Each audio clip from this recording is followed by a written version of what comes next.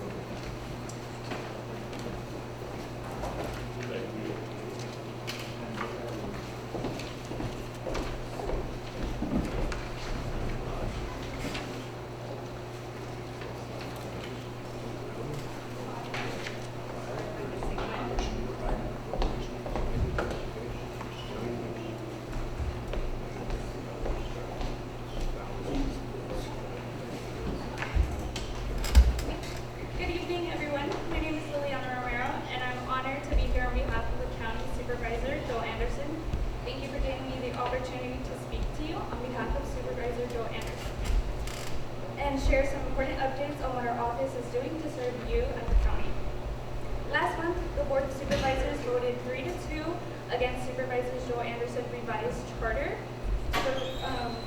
reform proposal. Supervisor Joel Anderson proposed was designed to strengthen transparency and accountability in the county's government, preserve independent oversight, and protect civil servants from political interference, and restore the public trust in the county's institutions.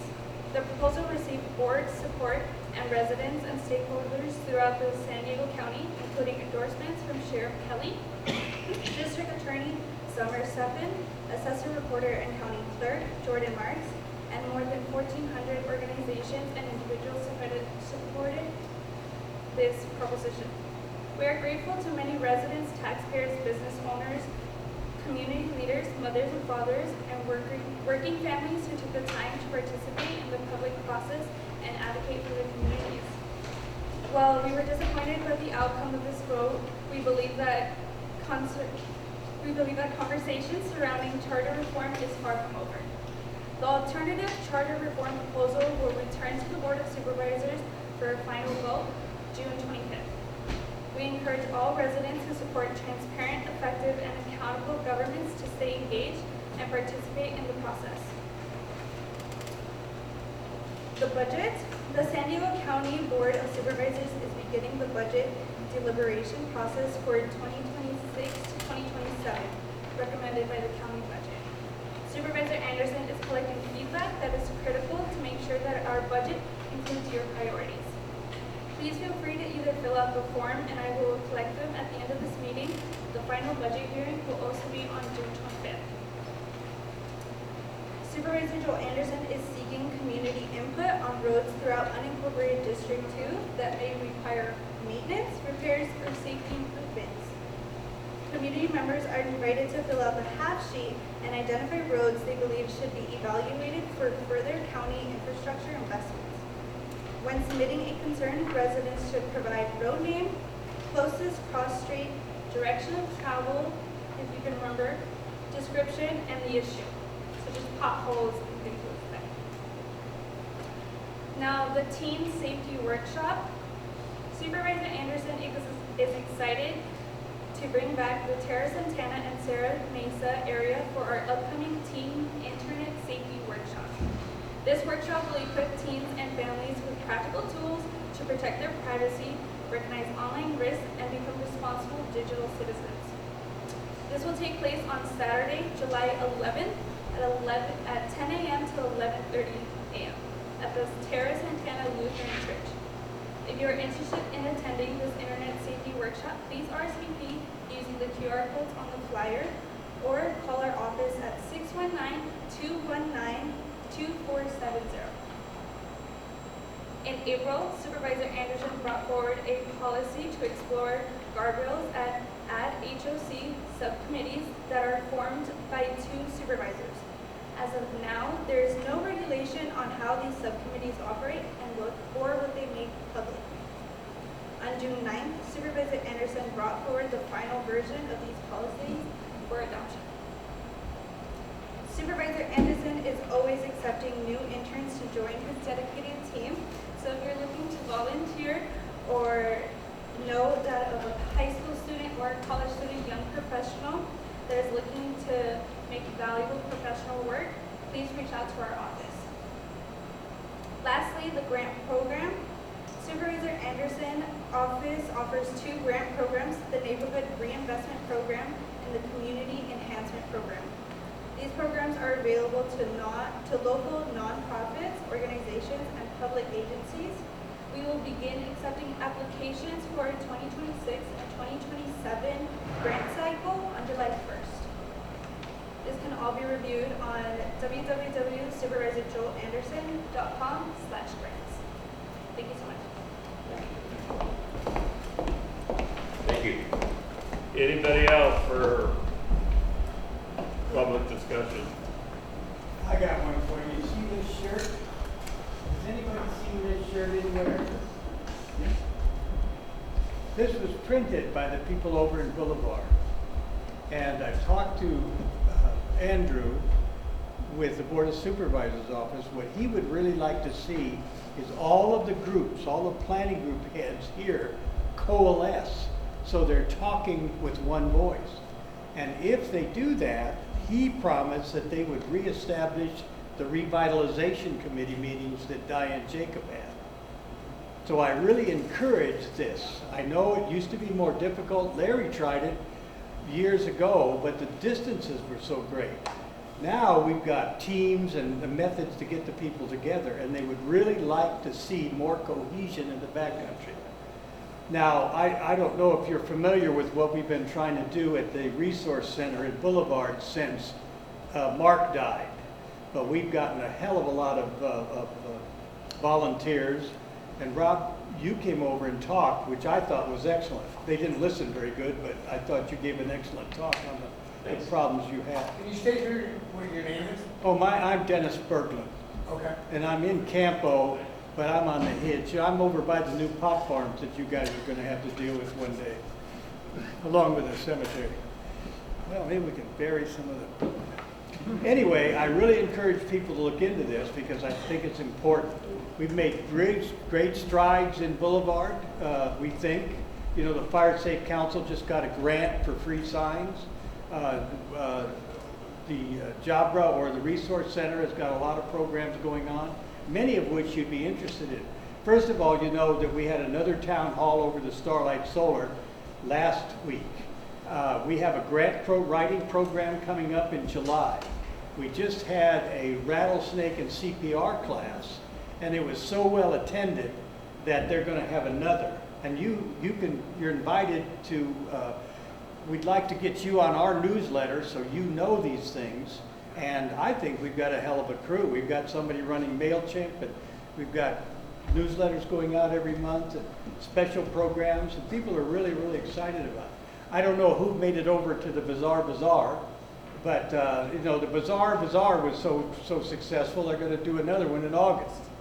So we think this momentum would continue, and I really encourage everybody to look into bringing the planning groups together. I think it would be a very useful thing for the whole community. And thanks for coming over and talking. Hey, you want? Yeah. That's all I have to say, but you could buy these shirts, and this is the kind of combination, and these kids came up with this, I didn't. Just the local young kids said, let's get them together. Thank you. Thank you. Any other comments before we continue? All right, new business. Before we start with Dan and the Crescentwood Cemetery update, I want to say a couple of things. Is that I want this orderly. I don't want people talking over people. I don't want everybody arguing. He's going to present whatever he presents. We can ask questions, that's fine. But I don't want to get out of control. I don't want anybody shouting over anybody or anything like that. Do I make myself clear? Because if this happens, I'll adjourn the meeting, period. Okay, Dan, from Crescentwood Cemetery will present an update of the project. Thank you. I'm Dan Weary from Michael Baker International. We're engineers and planners in San Diego. It's my pleasure to be here tonight representing the applicants here, which is Crescentwood Cemetery. I've got a short presentation. There's some maps. There's a map of these two tables in the middle. So if you can't see what's on the screen, I was hoping this would be up on a big wall, but this is our screen for tonight. But there's maps here, and I'm happy to answer questions. I'll run through the slides and we'll do Q&A. That's all right. So we were last here 3 years ago. Sorry it's been so long. We've been busy. We heard your comments and we went back. We've been doing what we have to do with the county and with any other kind of project. There's a lot of work to be done behind the scenes. Tonight, this is just kind of the agenda slide here. Just want to reintroduce the project to you since it's been a long time. Some of you may not be aware of it, and just want to make sure you understand what it is today. We did want to note that we heard your prior comments, and we're going to go through those. Then we're going to answer your questions. We've got a couple questions for the community planning group, and then we'll get to the next steps, what happens after tonight. So first off, just kind of a project update. It's a major use permit. County requires these for special uses that aren't the usual thing, you know, a house or an office building, something like that. Cemeteries are subject to a major use permit in the county. We meet all the other county standards. We were here again last May 2023 before this group, although I think most of the members are new since then. We've revised the plans per the comments that we heard. The main changes are that this is just one phase. It's just burials. It's just a cemetery. There are no other facilities that are proposed here. I'll go through more specifically what's on the maps. Main thing that we did since we've been gone is prepare the environmental studies. Everybody was concerned particularly about groundwater and the impact on a cemetery on the groundwater. We've been working on those. So we've got 2 studies that were done in particular. We've been working with the county on those to make sure that they meet their standards and their protocols. They're now happy with them, so we felt it was time to come back when we got answers for you. So we're ready to share those results. So overall, just where are we real quick?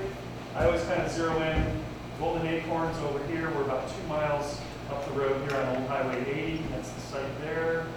It's kind of near the bend, and you can kind of see where the Old Highway 80 kind of makes that dip to the north-south there. And just a little bit more zipped in, so you can see again Old Highway 80 kind of making that turn there right into the 80 freeway. We really have one neighbor here, been good. We've got one other neighbor here, and everybody else is kind of off the map.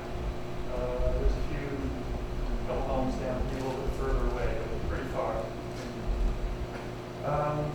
So this is the site. It's 37 acres in whole. It's mostly covered in chaparral scrub. Beautiful site. There's some nice decomposed granite kind of rocks along where the curve is. That's why there's a bend in the road. I'm sure they went around the rocks, which is a nice thing rather than obliterate them. This western 15 acres is going to be open space easement. That's to compensate for disturbance of the chamois chaparral or the red shank chaparral. It's predominant on this site. There's about 11 acres of burial grounds. And that's basically west of this kind of loop road here you see in gray.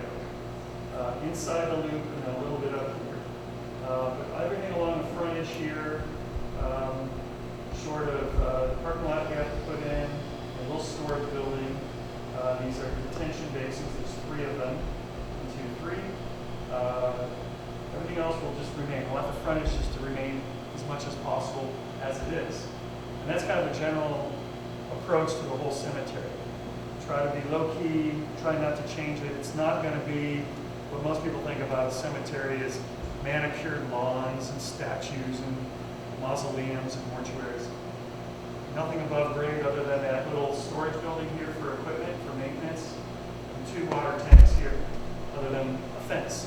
There is a possible gazebo here. See if that's going to live out. So that would be the only other thing above ground. No headstones.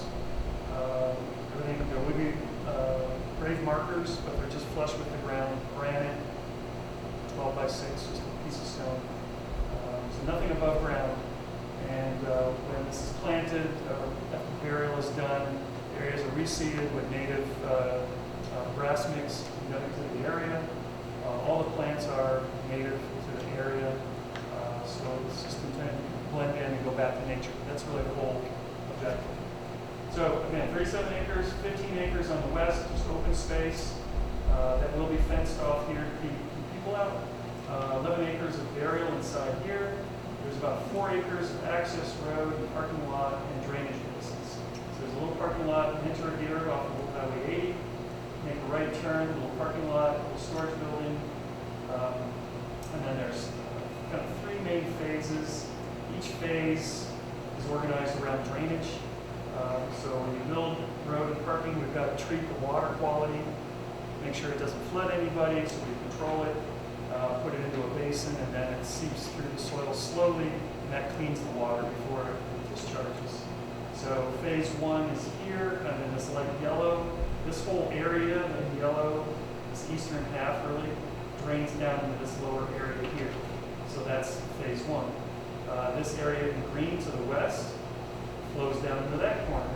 And this northern area flows up into this direction. So it's kind of a crown, this site. High point's kind of in the middle. So kind of crown that way. You don't see a lot from the road because it's kind of steep along the road. So a lot of this will kind of be out of sight, out of mind. Let's see. So we're going above ground improvements at a small storage building, a couple of water tanks, a gate, and maybe this gazebo. In terms of the operation, what's going to happen? It's just a cemetery. It's just for burials. The community has been averaging about 50, a little less than 50 burials a year. So we just rounded up to 50, roughly one a week, a little less. Services, memorial, remembrances happen at the mosque in San Diego, and then the bodies and a few of the members will come out to conduct the actual burial service. The service is typically about 20 minutes. It's a prayer, primarily, and it's typically 15 to 20 visitors. It varies. You know, if you've got somebody who's really, really popular, you get some more people. Most people do carpool, so if you have 15 or 20 people, you might have 10 cars. Assume the worst case, 20 cars. Again, it's a natural or green burial. There's no embalming, no chemicals put into the bodies. There's nothing going into the ground other than just the body. They are contained in kind of a concrete frame and a concrete top that kind of holds the bodies in place, but they're buried into the soil. So they, ashes to ashes, dust to dust, they go back to the soil. That's the whole purpose. It is gated, so there will be fenced. There's a gate that's proposed here, and it'll be open for the services and open by request if anybody wants to come visit somebody. Like most cemeteries, there's relatively few visitors. There's minimal disturbance, so there's no mass grading. The only grading really is for the parking lot, the access road around here. The limits of the grading are pretty much, we kept it right to the road. So if you look at those plans, you can see the grading contours, and you'll see plants, trees, kind of in circles and shrubbery. All of the graded slopes will be replanted and revegetated. And so what you see on the plan, that's the extent of the grading. So there's no earth movement. We're not reshaping it. So it's kind of a crown. It will remain kind of a crown hill. As I mentioned, it's going to be native grasses, shrubs, and trees. So as areas taken up, it will be cleared and grubbed. Graves will be dug. Members will be buried. And the area will be ripped out and immediately reseeded with a non-irrigated hydroseed. And so it's kind of tackifier. You've seen along like highways and freeways when they do construction work, they kind of blow that green. It's sticky. It sticks to the soil until the seeds grow. And then it'll be native seed mix. So it'll kind of go from shrubbery to kind of tall grasses. It's not going to be mowed. So it's just going to look native and natural. Again, no lawns. Everybody say this over and over with the county in particular. Oh, it's going to be landscaping. How much water are you going to use? We're not going to use any. Once the site is grown in, we will irrigate to make sure the plants take and take hold. Usually it's one growing season, maybe two growing seasons depending on the weather. And then the plants are native species. They should be fine on their own without any irrigation. So little water use. Again, no monuments, no headstones, really nothing above ground. Past comments. Why are you all here? The main one is protect the wells and the groundwater. And that's both quantity and quality. So that was the main thing. We hired some experts that's their job is groundwater quality and quantity. We've done a pump test, we've done water quality studies, and they did a variety of studies following US EPA standards to make sure that nothing's going to get into the groundwater. And the studies bear that out. There's many, many, many factors of safety here. It's not even close. There's a risk to the groundwater. In terms of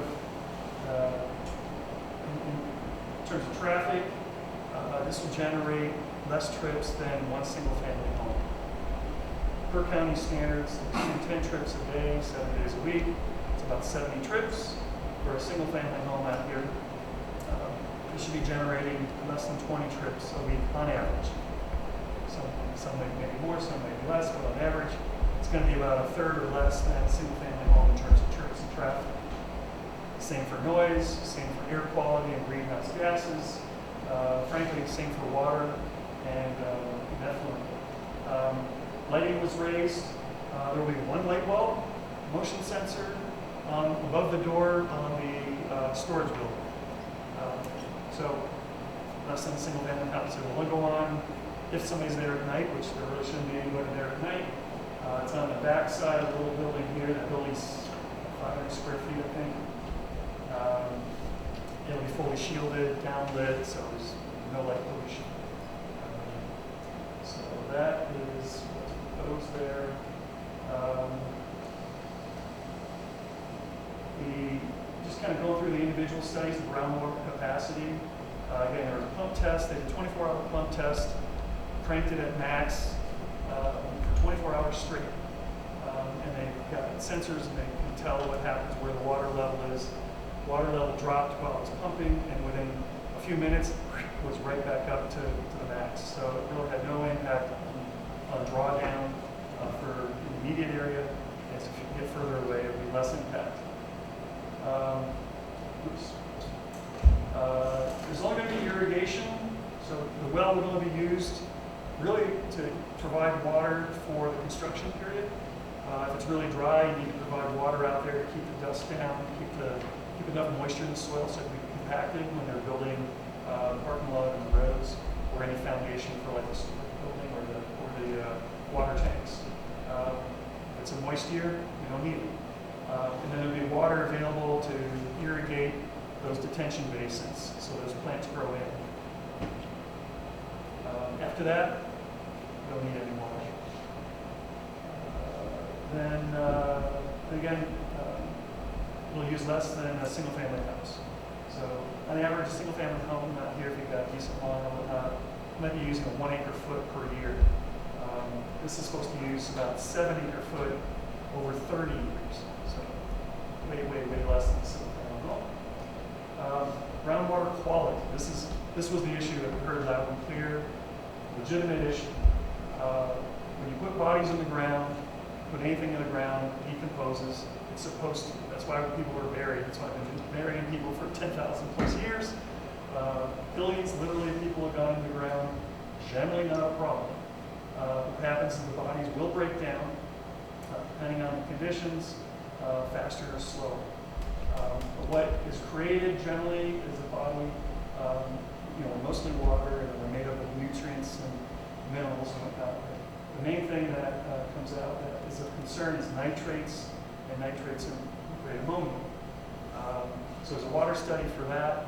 There are drinking water standards for nitrates, and it's 10 milligrams per liter. We did a study and assumed, really the worst case, that the body immediately decomposes. It's kind of gross, sorry. But basically went straight into the groundwater. And at the 50, average 50 per year, or once a week, and it's still wouldn't even get close to the 10 milliliters, or 10 milligrams per liter. We got a safety factor there, about 10. So you can put in 10 times as many before you even approach that standard. And that's, again, assuming the worst case. So the other concern is microbes, bacteria, and viruses. Well, what if there's, a person who's sick, or, obviously bacteria break everything down. That's why you put people in soils. That's why you put your septic into the ground. You flush your toilets and they go into your septic system. It goes into the soil. The soil holds it. The bacteria eat all the stuff that you put in the soil, and they break it down into its original components. Same thing with the bodies. What happens though is it doesn't travel. The concern is, does that go anywhere? And literature is, it goes a couple of feet. You can actually measure bacteria or if there are any viruses. And the viruses die out very quickly. Once they're out of food, they're out of air and water, can't go anywhere. So we've got 2 studies that address these issues. Both of them say super safe, no issues. We've got a factor here of about 25. We said we need about 4 feet beneath the grave before you get to groundwater. So if you bury people into a stream or into a lake or a wetland, that would be problematic. We're not doing it. We're on a hill. We don't have any water bodies here, and we're staying away. And we've got about 100 feet to groundwater. And again, put people in the ground. The soil contains the bodies, contains the nutrients and everything, pretty much right there.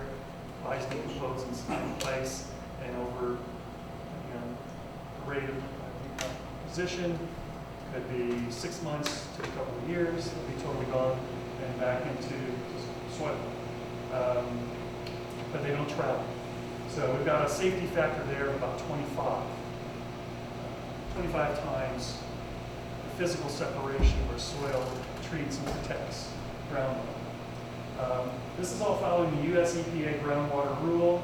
What they're looking for is 99.99% safety or reduction.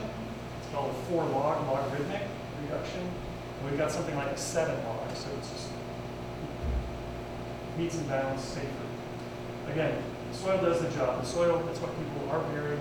Put them in the soil contains that, and it treats and contains anything from the bodies or from your septic system. It works the same way. There's no interaction with the groundwater. We've got 3 times the minimum horizontal setback, so there are no specific standards for cemeteries, but the county and the state and others basically say, treat it like a septic system.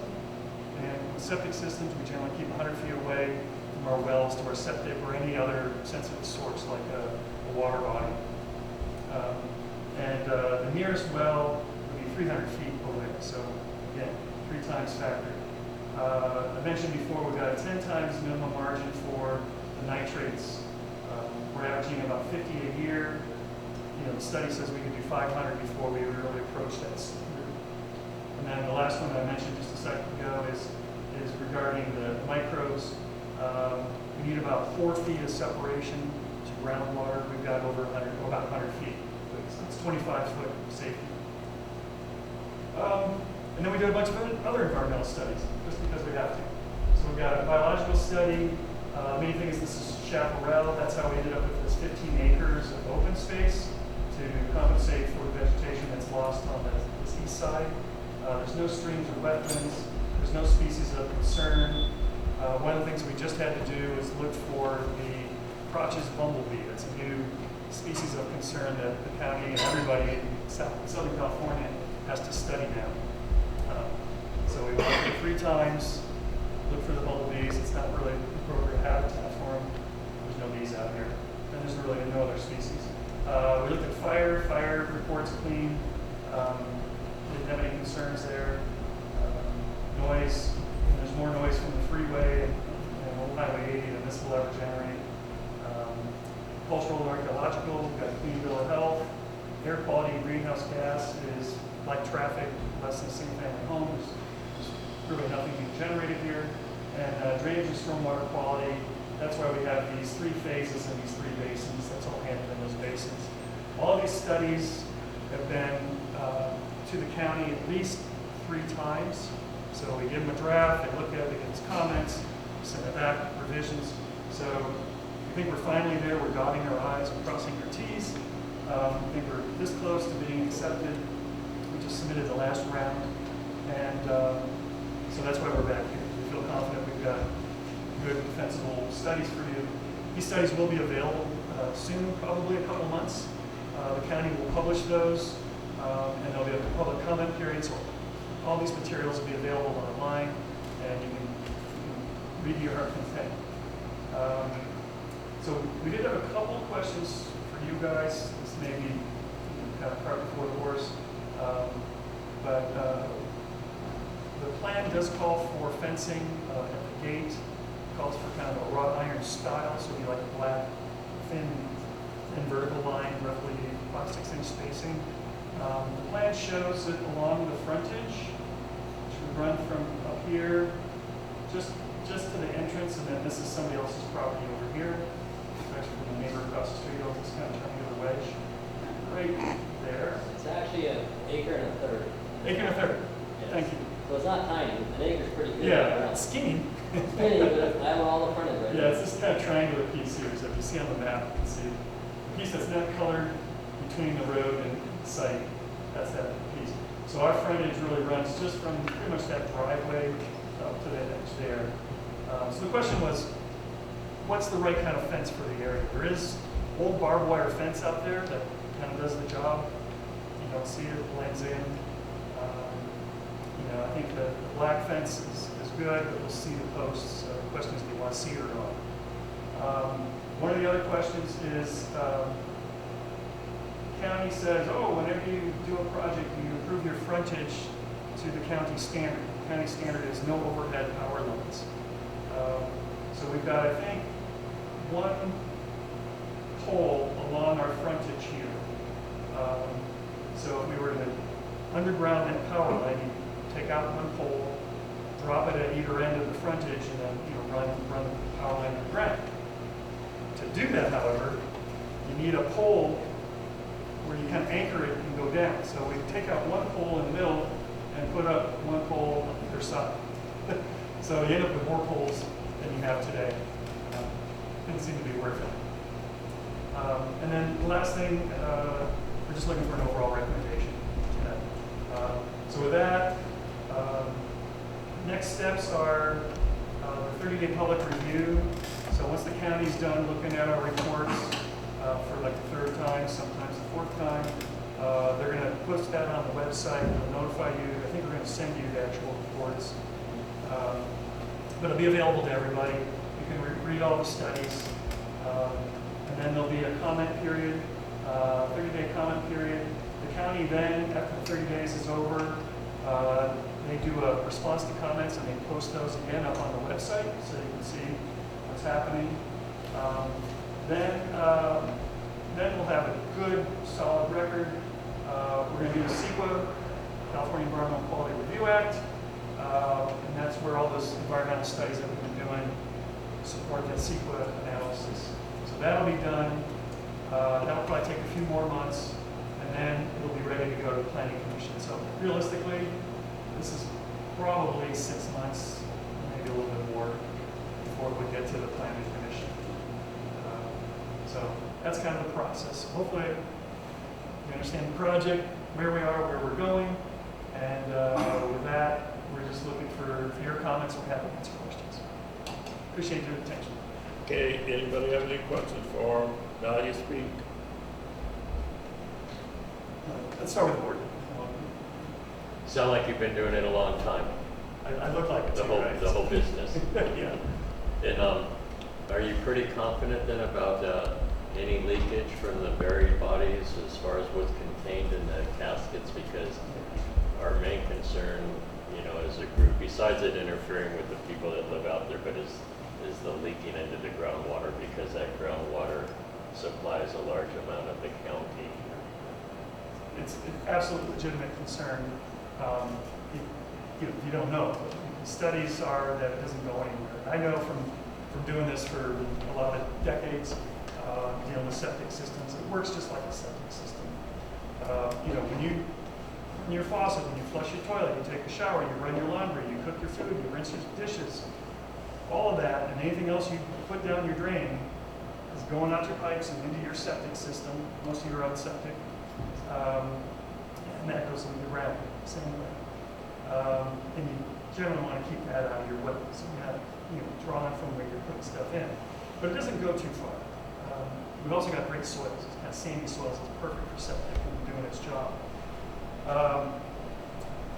Frankly, you put a lot more into a single-family house on a daily basis than you're going to get from this, because these are bodies that are 75% water. That water is going to evaporate and get absorbed very quickly, and then what's left, skin and bones, basically, will desiccate and don't go anywhere.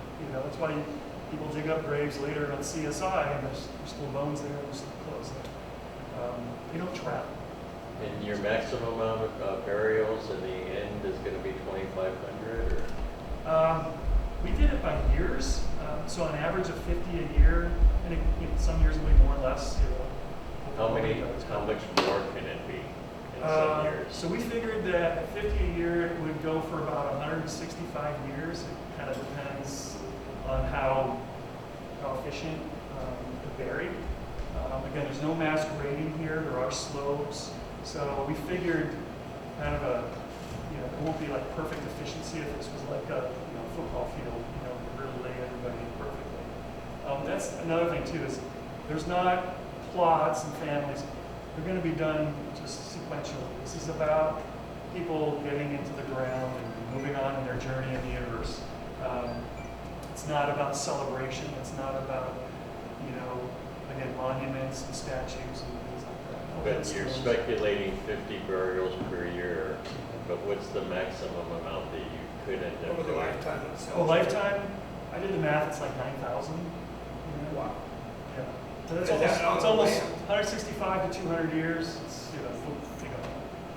Is that on the existing plot that you guys own, or the? Yeah, cemetery it's basically inside the loop here, and then this area here, up in this corner. That's all the open space, and this will remain natural along the frontage of here. So it'll start. The first thing we have to build is it's the parking lot. Kind of requires it. So we've got spaces for people to come. There's a little storage building here. So the driveway will be built in. We'll build up to about here and pave. And what happens is this all drains down to the south. So we have to build this stormwater treatment basin down here to treat the water from that.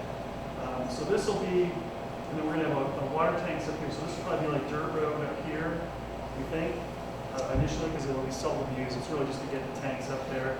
So all that activity will be right here for the first 30 years. And as we start to kind of bury in here, after this is something about 20 or 30 years worth here, then it can move down here. It'll just kind of slowly kind of work down. We figured it would go kind of clockwise. Could go the other direction too, but it's basically, this is kind of phase one here. But we figured this is about 70 years kind of going north to south. So, and it, per year, the disturbance, the burial area, it's about 2,500 square feet on average per year. It's not a lot. It's That's smaller it. than most, That's at 50 burials per year? Yeah. But what's the maximum amount you can do? Is there any limit to that? There's no practical if you limit get in the two- sense of. You might do 200 sometimes, or 500, or? It hasn't happened. Yeah, but, but see, we've got to answer to the public, and Yeah. those answers aren't good enough for us. Yeah, well, that's why we did the studies. Yeah. So the studies say you could do 500 before you even had any concern at all. So there is the potential that you might do 500 there. So Yeah. it's 10 times. Hopefully nobody's dying at that rate. And if you it's a did that- well-established community, and then this is, they've been doing this for years, and the whole reason this is happening is we're running out of cemetery space at the other cemeteries, and so they're kind of finding spots for folks, but they've been averaging less than 50 a year for multiple years. So hopefully there's nothing horrible that happens, like COVID or something. People die at their own rate, but it's as people die. So. I got a comment. I've got a letter that Billy Joe wrote when you guys first started. And what bothers me is that you guys claim that you're gonna bury 4 a day, but the website says 360. And that's out of date. That's not the. But how do we know that it's still not true that you're gonna be burying 30? Because you're not limited to On- that. You're yeah, saying it's a The possibility. county, I can tell you, is going to want to put a limit on it. They've already applied. And is there a number you're happy with that that we could settle on maybe? It's not really up to me. The concern I have is, it's like going into a restaurant and saying, you're done eating, you can only have your entree, you can't have dessert.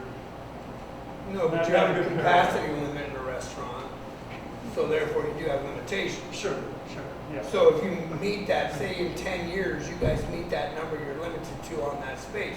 Is there room for expansion through the county declaration? Are you able to expand that on that existing property? Not really. I mean, this is all So preserved. not really doesn't mean no. No here on the 15 acres, permanent preserve, open space, fenced off, no touch. Okay? Everything else that we've shown is identified. And if they did want to expand it, they've got to come back and do this all over again. It's been years. On another piece of purchased property. Yeah, they could go somewhere else, sure. Okay. Yeah. But here it's pretty much done. The stuff that's not used along the frontage, if you know the area, this is beautiful rock along the edge there. You know, we're not going to be grading. We don't want to touch that. Some people would come in and bulldoze it, but I think it's beautiful. We want to stay out of those steep slopes. And there's some slopes down here we're just going to stay out. So much for your studies, so bear with me. I've been up here 45 years. I live about a mile away. My well has been at 32 feet from the surface several times over the last 45 years. Okay, that's not 100 feet. Right now it's at 72 feet. But Where are you located? to the east. A mile from there. West, I'm a mile to the west. Okay. Around Okay. that big. As far as the soil goes and how things may deteriorate in the soil is not consistent. I have 25 acres, and when I fenced, I drilled some holes, or I jackhammered some holes, and some holes I could dig with a shovel. Okay, we have fractured bedrock. Okay, underneath our soils, we have had tests done in this area, deeper, of course, but we've had wells tested where they've been pressurized, and these wells were pressurized, and dye was inserted into these wells, and that dye appeared miles away in other people's wells. Now I know it was 40 feet or so, but that's our concern. That these studies, you know, I don't know how much soil they tested or anything. So that's one of our concerns. Are you going to embalm these people? No. Okay, you're not going to have a concrete enclosement because it's a dirt bottom. So our drinking water is in jeopardy. You know. Now, are you going to remove any hazardous materials from these bodies before they're buried? Electronic devices are considered hazardous. Artificial limbs are considered, and joints are considered hazardous materials. And I'm just wondering, you're not going to embalm, you're not going to encase. It's going to be and all the studies you've done on other cemeteries, most people have been embalmed and encased in concrete. So I know there's not a whole lot of studies done, especially on this type of cemetery. Another question is this going to be open to us, or is this going to be only for Muslims? This is a private cemetery. Is it going to serve our It is community? privately owned. I understand It's that. not going to serve our community. I understand that it could. I'll let them. I may answer that question. Sure. We actually, the first time we were here 3 years ago, we did open up and said, we are more than happy to share with you and give you a section that you could bury your dead over there. We're not going to make it just exclusively 100% for the Muslim community. Well, that's a play on words though, because exclusive, you're saying that you can give us a separate area. Is that part of the religion? Is that part of your beliefs? How does that work? Yeah. It kind of sounds like reverse racism to me. No, it's not, because where we're burying right now, for example, in Crescentwood, not Crescentwood, but Greenwood, they do the same thing. They gave us a section, and we bury our dead there. So what we're saying is we're doing the But same. you prefer that, so you were open to that, so you accepted that. Whereas in this case, you're saying that we would be very separate from that. I don't understand how that isn't either choosing you as a better race or better religion over locals or white Americans, Christians, anything to that extent. There's kind of a, I don't know, conception there. I think you misunderstood it. I'm sorry. You misunderstood it. We don't have, we have all kind of races, all kind of religions, and all kind, they can be buried. But we prefer the section where only the Muslims are buried to be all Muslims. They do that for us in Single Hills. They do that for us. So you're not going to be like one Muslim, one Christian, one Muslim. We do an area just all Muslim, area all Christian. We may have actually the Catholic Church is talking to us about getting a section. So if they ever get approved, there'll be a section for Catholics. And I don't know if the Catholics allow other faith in it. Another concern I have is the road, the curve in the road. I know there's a speed limit of 55 there, but it's not adhered to. I've clocked people driving on that road 90 miles an hour many times, because I live right down the road. And it's very dangerous. So that's going to have to be enforced, or something's going to have to be done, or that's going to be very dangerous for those people to pull in and out of that driveway. So that's something that the studies may not have considered. Yeah, we've got good site distance. That was one of the things that this county made us do. So we've got somewhere about 400 feet of site distance on there, which is good. Not if somebody's going 90 miles an hour. They are. Should be going 90 miles an hour. They are. We can't control They do, somebody's speed. on a daily basis. Will there Every be added single day. signage? It could be if the county wants to do it. It's a county road. You know, county built it, county built that. Will there be private added signage locating the cemetery? The only signage was two small little monument signs right at the entrance. And a stop sign going out, or that's just obvious? that they No, would- I don't think there's a stop sign. Because you're supposed to stop whenever you enter a road anyway. Okay, from the community, any questions? I think she had her hand up. Yes, I did. I'm assuming everybody's aware of the County Planning and Development Services Record ID PDS 2023 MUP 23008. And so the studies that you have very confidently said no, it does not affect our groundwater. Are those posted in here? Because I included in 2023 a long list of all the studies that had ever been done on cemeteries, and there are many flawed studies. And so it's not a lot of things you can confidently say, yes, this will not affect our groundwater. Are they included in this? They're gonna be, not all those studies, but they were looked at by the groundwater consultant, not the groundwater specialist, Right. but we hired a company, and that's what they do. So they looked at the literature, they looked at all the standards, they looked at the EPA, the county, and the city, and the county and state standards and protocols, and did an appropriate study.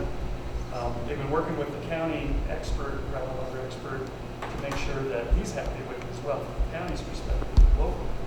And so what we understand is they are happy now. And these will all be available shortly, so I'm happy to look at them and have if you want yourself or others to look at those studies. And What then was your name? attachment E. What was your- Sorry, Amanda Sadler. I'm just south of this property. Attachment E on here, it says there's only a 30-year study done on the well. So this well that we're talking about, is this the northeast corner well? There's a well on the property here in the southeast corner. So it's a new well. It's been there for a few years. It's 1,000 feet, yeah. Would this be considered, where is my north southeast? Because from what Yeah, that's I the know- southeast corner. Yeah. So we have a well, that's what the circle is 100 foot Is of this it. facing north, southeast, or west? North is this way. Is So it? this section of Old Highway kind of goes north-south, so it's So confusing. north going into the east. Right It here. is right here. So there's the north arrow. That's the north arrow from the property right there. So see how it would be in this direction. I'm just asking because this well area, I would want something studied south of the property itself, not anywhere on the, based on where groundwater flows, I want it done below that. So the 30-year study seems very flawed to have on any angle where water doesn't flow. Well, we're not even getting to the groundwater. I mean, we're tapping the groundwater. I think the well is like 600 feet deep. So when they do for irrigation, it's 600 feet down. Obviously, the barrel's only 4 to 6 feet deep. So there's a lot of distance. But the groundwater here is about 100 feet deep at this level. And again, I think the gentleman's is shallower. So, I'm but just curious, this 30-year study though, that is going to be talking about just both reduction in groundwater study and then attachment Buddhist H on here that what talks attachments are you about referring to? the same planning project ID that I gave at the very beginning. Oh, this was This is documents all- that you brought to our attention. Is that These right? are all, yeah, I brought to the attention. Okay, of the I thought you were talking record, about our studies. But they're all the County of San Diego Planning and Development Services on this specific site. That So we are- did We did site-specific studies Yes. and area-specific studies. So they looked at the geology and everything around it. They looked at other wells in the area from all the available records. And they basically built a model of what's happening in 3 dimensions. And that's what the consultants did. And then they do all their other studies So you did the study on the ground there? in the whole area. So they know what's happening in the area from all the other little wells. They know the depths. They know how much the comes in, what the filtration is. They've got records in terms of what the soils are. And they're mixed with sand at the top and then bedrock, fractured rock.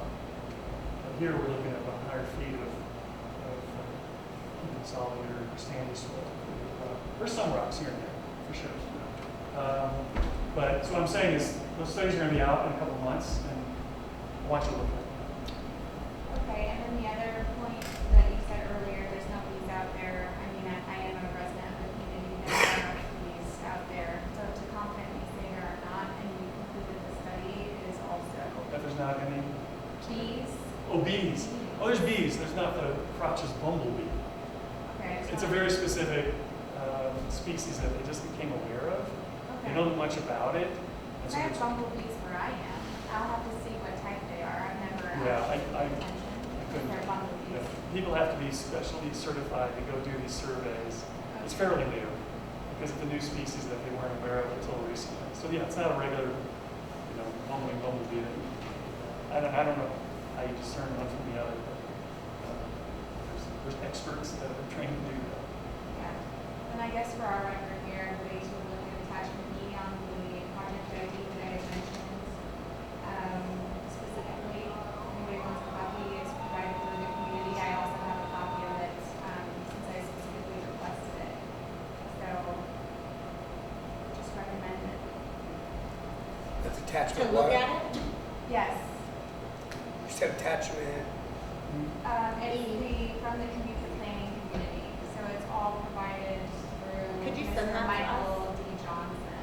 Yes. Michael Johnson's the county project manager, so he's kind of coordinating with us for a few years. Yeah, this was your letter from like 23, 24, is that right? You attached, you submitted a letter with these concerns and you had attachments? Yes, I Okay. did. Of all the cemeteries that they send in the entire world. You got all of them? Yeah. There's not very many. There's not a lot. They're Which very tells you flawed. something. Which And they're tells you very something. flawed. Unfortunately, they're very flawed studies. But the good thing is on macro, people have been burying bodies.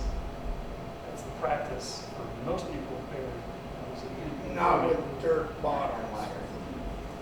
You can't- Ultimately, in boxes, rot, and the idea is people do go back to. You can't bury a horse here on your property. You can't legally. Well, that's good. 'Cause No, you don't want but people we're burying a burying horse in the bodies, stream or which the is a river or horse. near your well, right? But a horse is 3 bodies, say 4. So you're essentially burying, after you do 3 or 4 bodies, you got a horse in the ground. We can't even do that on our own property. Now you're talking about doing it at a higher point where, I don't know, 60, 70% of the backcountry community relies on the watershed from where you guys are locating the cemetery. So you can fudge words or anything, but this is definitely not typical of burying bodies. Green burial practice. Not in San Diego. Well, Okay, well, think about how long humans been burying bodies. I'm not talking about They anywhere haven't been else, balling we're talking people about until the last specifically 100 years here. or so. And we're talking about a practice that you're trying to sell us on that is not typical in San Diego, let alone in a watershed area. Now, you can say that's not true, but you're not going to. This area, this aquifer has been declared by the federal EPA as a sole source aquifer. You do know that, right? Which means there's no alternative source if it gets contaminated. That's the case in most of these cities. Where you're on well water, that's your water. The city's not gonna come pump them, city I noticed you have no restrooms there, and there is no public restrooms except for Acorn, especially coming from the west. It's The nearest right that restrooms. far. There's no, you don't probably have any restrooms or how? We've been Or back and Muslims forth. don't urinate. I mean, I don't understand that, why there's not required a restroom. The county doesn't require them. They're not required of these projects. Most of the cemeteries in San Diego don't have restrooms, public restrooms. Some of them have restrooms for employees that are there as part of offices and operations and sales. But that's not going to Most happen. of them are located in the city, where you have adjacent properties or areas where you can utilize restrooms in that vicinity. In this case, you have to travel to get to a restroom. There's restroom 2 miles to the east and about 2 miles to the west. Few minutes. I'm not trying to misspeak, but I did remember reading a section on restrooms in here and a changing capacity on the side 15 of miles to the the west. Behind Valley. septic tank. I want to say, and this is just quoting from memory, but I want to say it was 1,000-gallon septic tank, and they had leach lines, but it is all specified in here about some type of restroom waste management. We've got room to do a restroom. We actually looked at it. If we did a restroom, it'd be right off the parking lot. We actually laid out septic field here. Basically, the county standard is 200 feet of leach line. And then you have a reserve area in case that fails. We got great soils for that. So it's possible. And we're talking to the county about doing that. And again, it would be seldom used, but might be. Any other questions? I'm sorry, I came in late. What do you propose to do about the leachate? That's the studies that we're talking about. So there's 2 studies that are going to be made public here in probably a month or 2. So experts have looked at that, looked at all the standards, looked at the conditions here on the site, and they're saying that's not a problem. There's no risk. Who did the studies? It's a group called Intera, INTERA. This is their business. Yeah.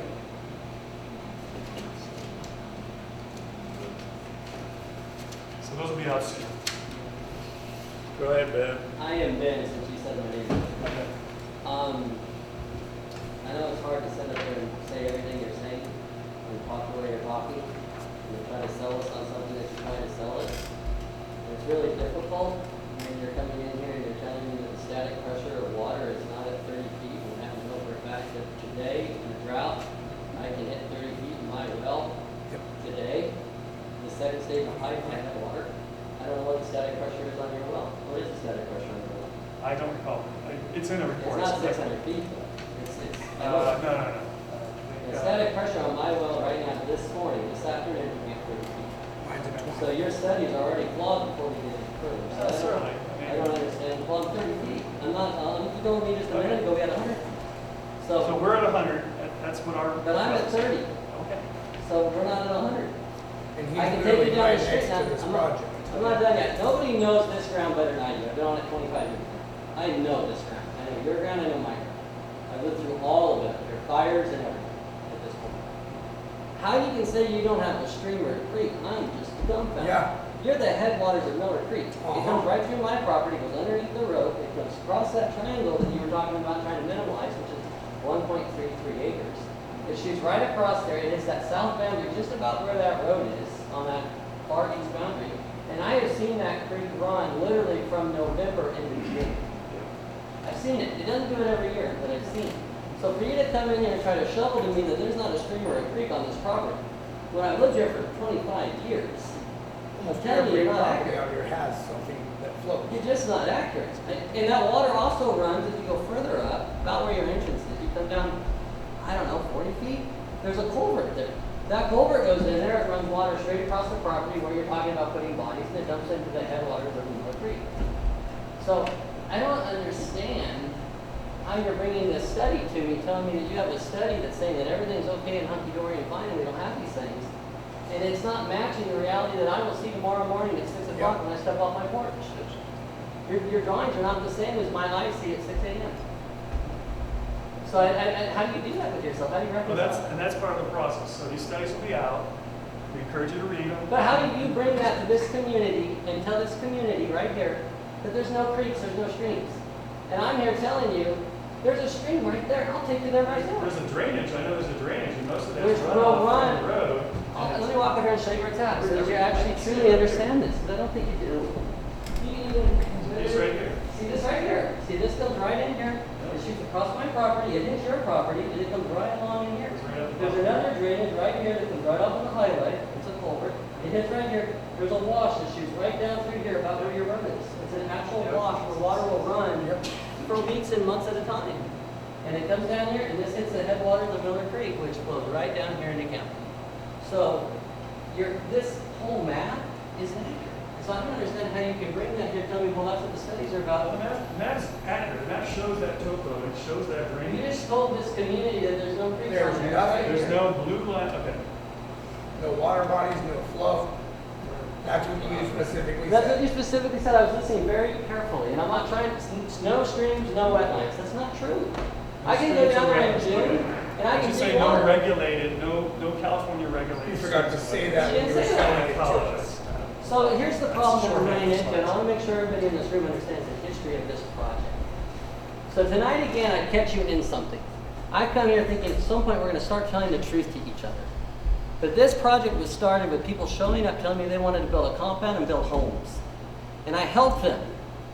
But I find out later that no, that was never the intention. We were going to build a cemetery. But we lied to the neighbor so the neighbor would help us. And they stole his address to get this process. And you guys made a mistake with my address. That was my predecessor. You guys made a mistake with my address. You're paid for by. I'm not, I don't stay on that, but we started out building homes there. That was what these gentlemen told me.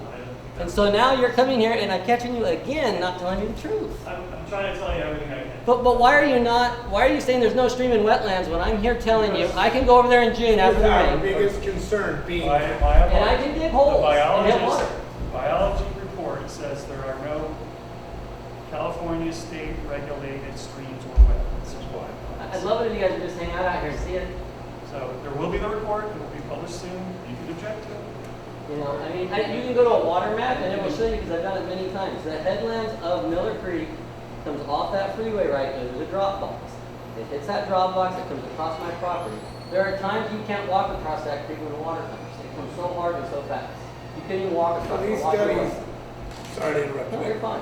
These studies are done when during the year? What time of the year are these studies done? Well, there's protocols. So the biologist, like I said, as an example, the project bumblebee has to be done in the springtime. That's when the bees are active. We're talking about the water. I'm just saying, there's protocols, so I leave that to the individual experts. So the water guys from Terra are the ones that did that study. There's But biologists. you've looked at that study. We know you've looked at this study. You're I the looked head at of this it, so I know project. what it So says, so I just can simply try to ask me, communicate it to and you. okay, so I'm gonna be specific. Were these studies done during the wet time of the year, the wet season? That's a no then. I don't know when it was done. See, you're coming to us. You can read the study, it'll say when they were there and what they're. That doesn't stop this project because by that time the county's approved it and you guys have skirted the actual facts. I'm not skirting anything. When the biologists are trying to identify regulated streams and water bodies, there's a whole variety of criteria. And they don't occur on 1 month, next month. It's not just a wet seasonal thing. It has to be a perennial thing that creates a pattern of soils, vegetation, and geography. And you have to satisfy those requirements. So a biologist can go out there, they can test the soil, they can see the vegetation, and they delineate, according to the standards, what is a regulated stream or water body. But Doesn't mean that- that there's not a ditch That out there. same standard based allows on- them to infuse that water, not wait for that water to naturally flow. So depending on the volume of that water you're infusing into that area, you can manipulate those numbers and bypass what he's saying naturally happens. Correct? No. I can't. I can't make the Not water you flow or not physically. flow. Steve, am I still sergeant at arms? Let's bring this down a little bit. Okay, both of you guys, let's bring it on down a little bit. Well, I'm not that wound up. What I'm trying to say is we're not being 100% active in the community right now, and we should be upset about that. Okay, So, but I don't I'm not think he's done. purposely lying. I think our issue should be with the freaking county because these fucking people don't have it going on. Okay, we'll bring it down. I mean, we've got greenhouses, we've got water that's being sucked out of the ground at whatever rate somebody wants to use it. I don't think he's up here lying his teeth out. He's I not think telling our the truth. issue should be with the freaking county He's not that's telling- inept. He's not telling you the truth, though. What I'm trying to tell you is. He's going by the numbers of the people that, I'm not sticking up for them, I'm on your I side. wish you would listen now. Okay. That's all I'm asking you to do is listen. He just said another thing just a moment ago that's not accurate. He said that there's no water vegetation there. We have water grass there. It grows really thick and deep right there. I've lived here 25 years. Are you hearing I him know on that that? they don't- Do you- I hear it. He just said it, I'm though. not the biologist, so what I want you to do is write that down or take a photo, send it When in. you guys originally did this, you weren't coming that far towards the creek, and this has changed since the very first time I saw a drawing here. You guys have moved this further east. And there is a 30, if it's only going down 30 feet till people are hitting water, and it's like that, it has been that at my place. There and where there is a lot of water, so you know, is that actually being looked at, that number of 30 feet instead of the 100 that you guys are speculating? Sorry, one side. I just want to show you one thing really quick. So this is our current plan. This is what I was showing you on the slides. Here's the aerial that we started with. This is the actual boards we presented here 3 years ago, the first time we were here. And this is the plan we actually presented. Loop road, inner loop, drainage basin 1, 2, 3, storage building up here. This is now shifted down closer to the parking lot. Entrances at the same spot. The storage water tanks are up here. The well's where the well's always been. Gazebo's where it's always been. 15 acres on the west side has always been there. It's effectively the same plan.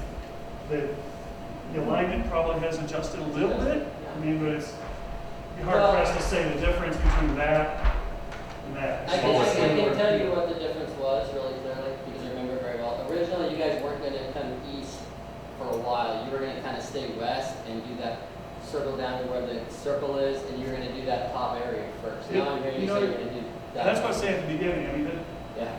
this phase 1, anything that gets disturbed in here, this is kind of a crown, so it's kind of this shape. Right. This is kind of high point here. So everything from here flows down, and then this flows north. Right.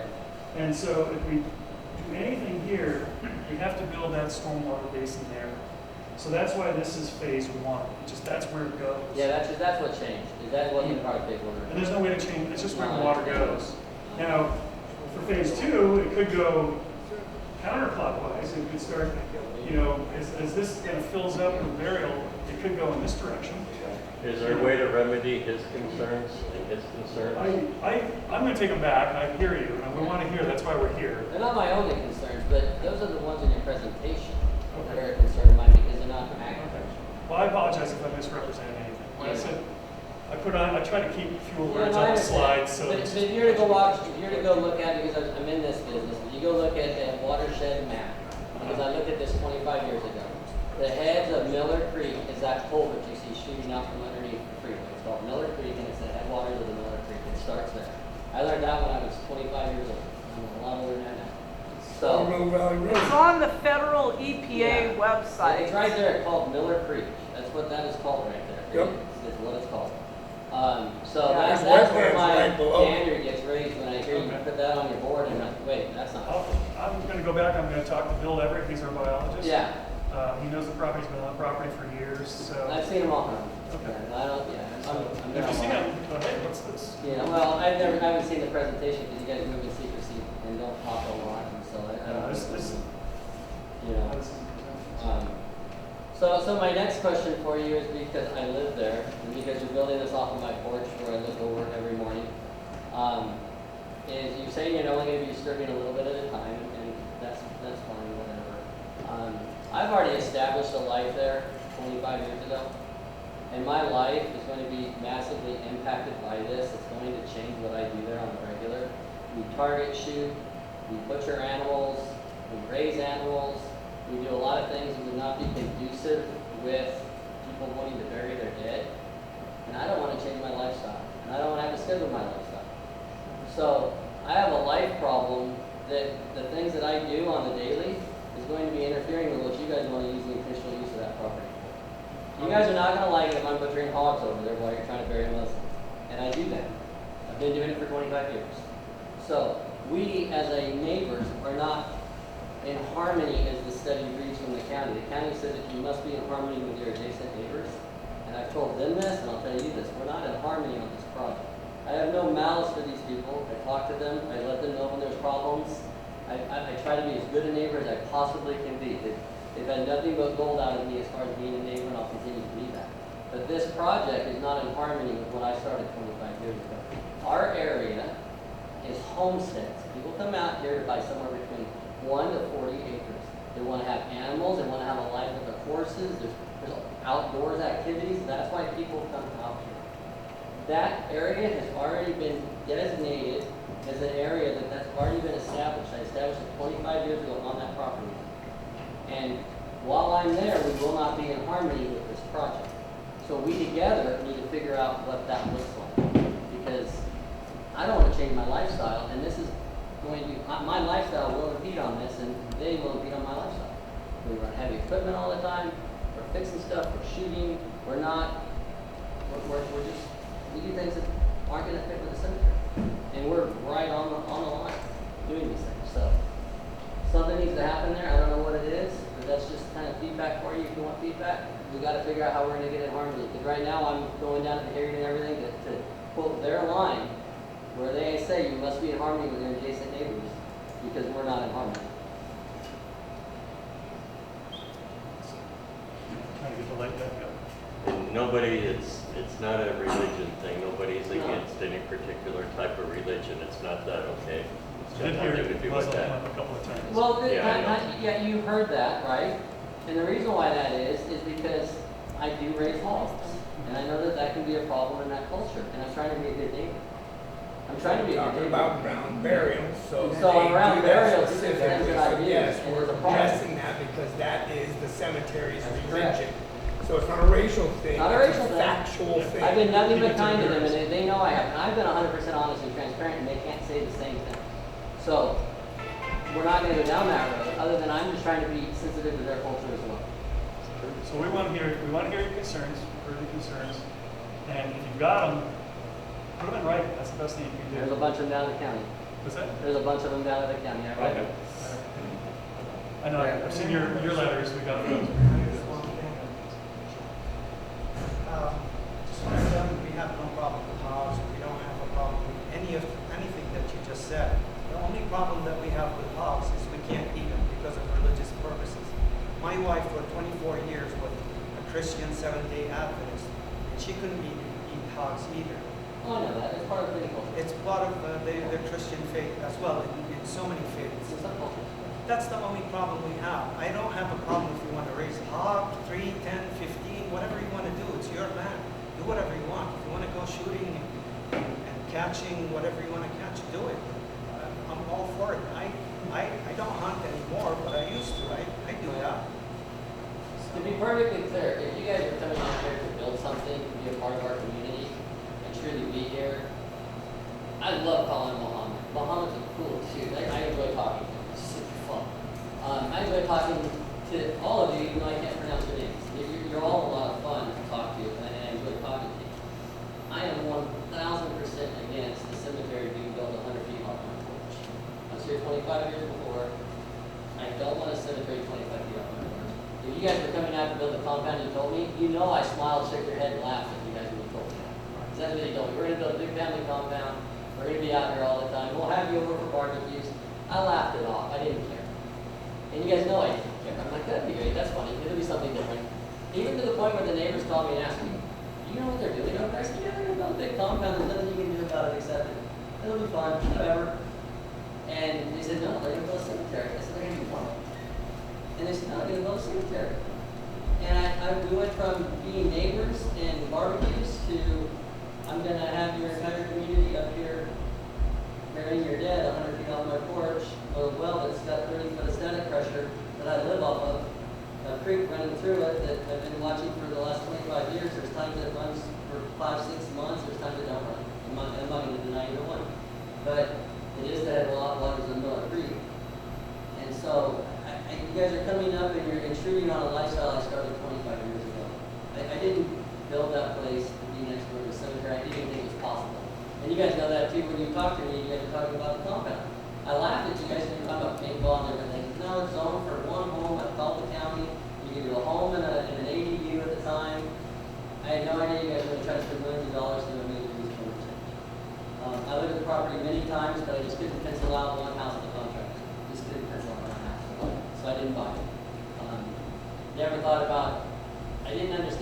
zoning of Old 80. I think the whole community needs to pay attention to what the zoning of Old 80 is now. It's a little different than I thought it was. And so I realize that there's a little loophole here. But at the end of the day, you're intruding me who started 25 years ago, and you're changing what I have there. And that's what I'm fighting. It's got nothing to do with anything else. If my own church was building this cemetery, I would be wildly opposed to it. If my own church was, I would tell my church no, nothing. So don't think it has anything to do with anything other than that. Pamela, yeah. Yeah, so I have a few things. One was a letter that was sent to me that someone asked me to read because they couldn't be here. So this was from Nick, who was on the planning group before. He's asked me to read it. So I'm quoting what he said. Good evening. I'm not here to argue intent or identity. I'm here to speak for water, land, and the long-term survival of this community. Can everybody hear me okay? Well, probably, you guys hear me okay? All right. This project is being proposed over a sole source drinking water aquifer in fractured bedrock conditions. That matters because fractured geology does not guarantee slow, filtered groundwater movement. It can create pathways where contaminants move in unpredictable ways. This is not just a technical detail, it's the difference between a protected water supply and a permanently vulnerable one. This community depends on this aquifer for homes, for agriculture, for livestock, and for every future generation that will live here after us. There is no replacement water source if this is compromised. Right now, we are being asked to accept a permanent land use change without clear, independent hydrogeologic proof that long-term burial loading will not impact groundwater quality. Under CEQA, that burden of proof is not optional. It must be demonstrated with transparent modeling, not assumed. Until this community is shown clear evidence that this aquifer will remain protected for decades and generations, moving forward would place an unacceptable and irreversible risk on everyone who lives here. This decision needs to be made for the long term, not the short term. Thank you. So that was from Nick. That's something the county should be dealing with. Yes. You know, like I say, I'm on your side. But to push it off on these people that it's their fault, when it's the county that should have been making those decisions, and why they haven't, I don't understand. Yeah. So I had a couple, do you have any comments before I had a couple other questions? Still going through a process. Yeah. County has to fully approve their. No, they haven't approved the process. So to prove that process would give them that right. So, The process is to be approved correctly as far as we are concerned. Well, the Everything county is will not come up being here. considered. the county That's, I will think, come is up- everybody's concern, is that these studies aren't actually, in this case, even relevant. Yeah. Yeah. So the county will present the same thing to us when they get closer. I talked to Mr. Hayes, nothing's still in the works yet. He said he will let us know when it gets closer, we can put our input in. This is just a meeting for Dan to let us know what they've done in the last 2 years. It's not a decision making or anything like that tonight, so everybody knows. Any other questions? I had my own, a couple of my own. So one of the things that you mentioned and that you guys mentioned, can you hear me okay? It was about the burial, like who can use the cemetery, and don't remember who mentioned, but you might be considering a section of your cemetery to be rented or something like that, or bought or used. I'm not sure how that would work. But like say a Catholic church, I don't remember who mentioned that. Okay, so if you have Catholic church that says, can we have this little partition? Because I've been to the cemetery, a few of them, and I have seen the Muslim sections because you know you have your own practices and you want it to be, I don't know, separate. you know, from other ones, and that's normal for different cultures. The issue that no one's considered, I think, is you want natural burial, which is one type of thing that we're studying right now. But if you bring in Catholic and if you bring in locals who a lot of times want to be embalmed, then now something else that needs to be factored in that we should send to the county is that's another chemical that has to be addressed. So if you've got, I think it's like 2 or 3 pounds of formaldehyde that they pump into a body for embalming, plus other chemicals, whatever they are. I'm not an expert on that. So, you know, one area, and I do know that the cemeteries, they can't use their groundwater. When they try to use their groundwater for watering their grass, which you guys said you won't have it, but the grass dies.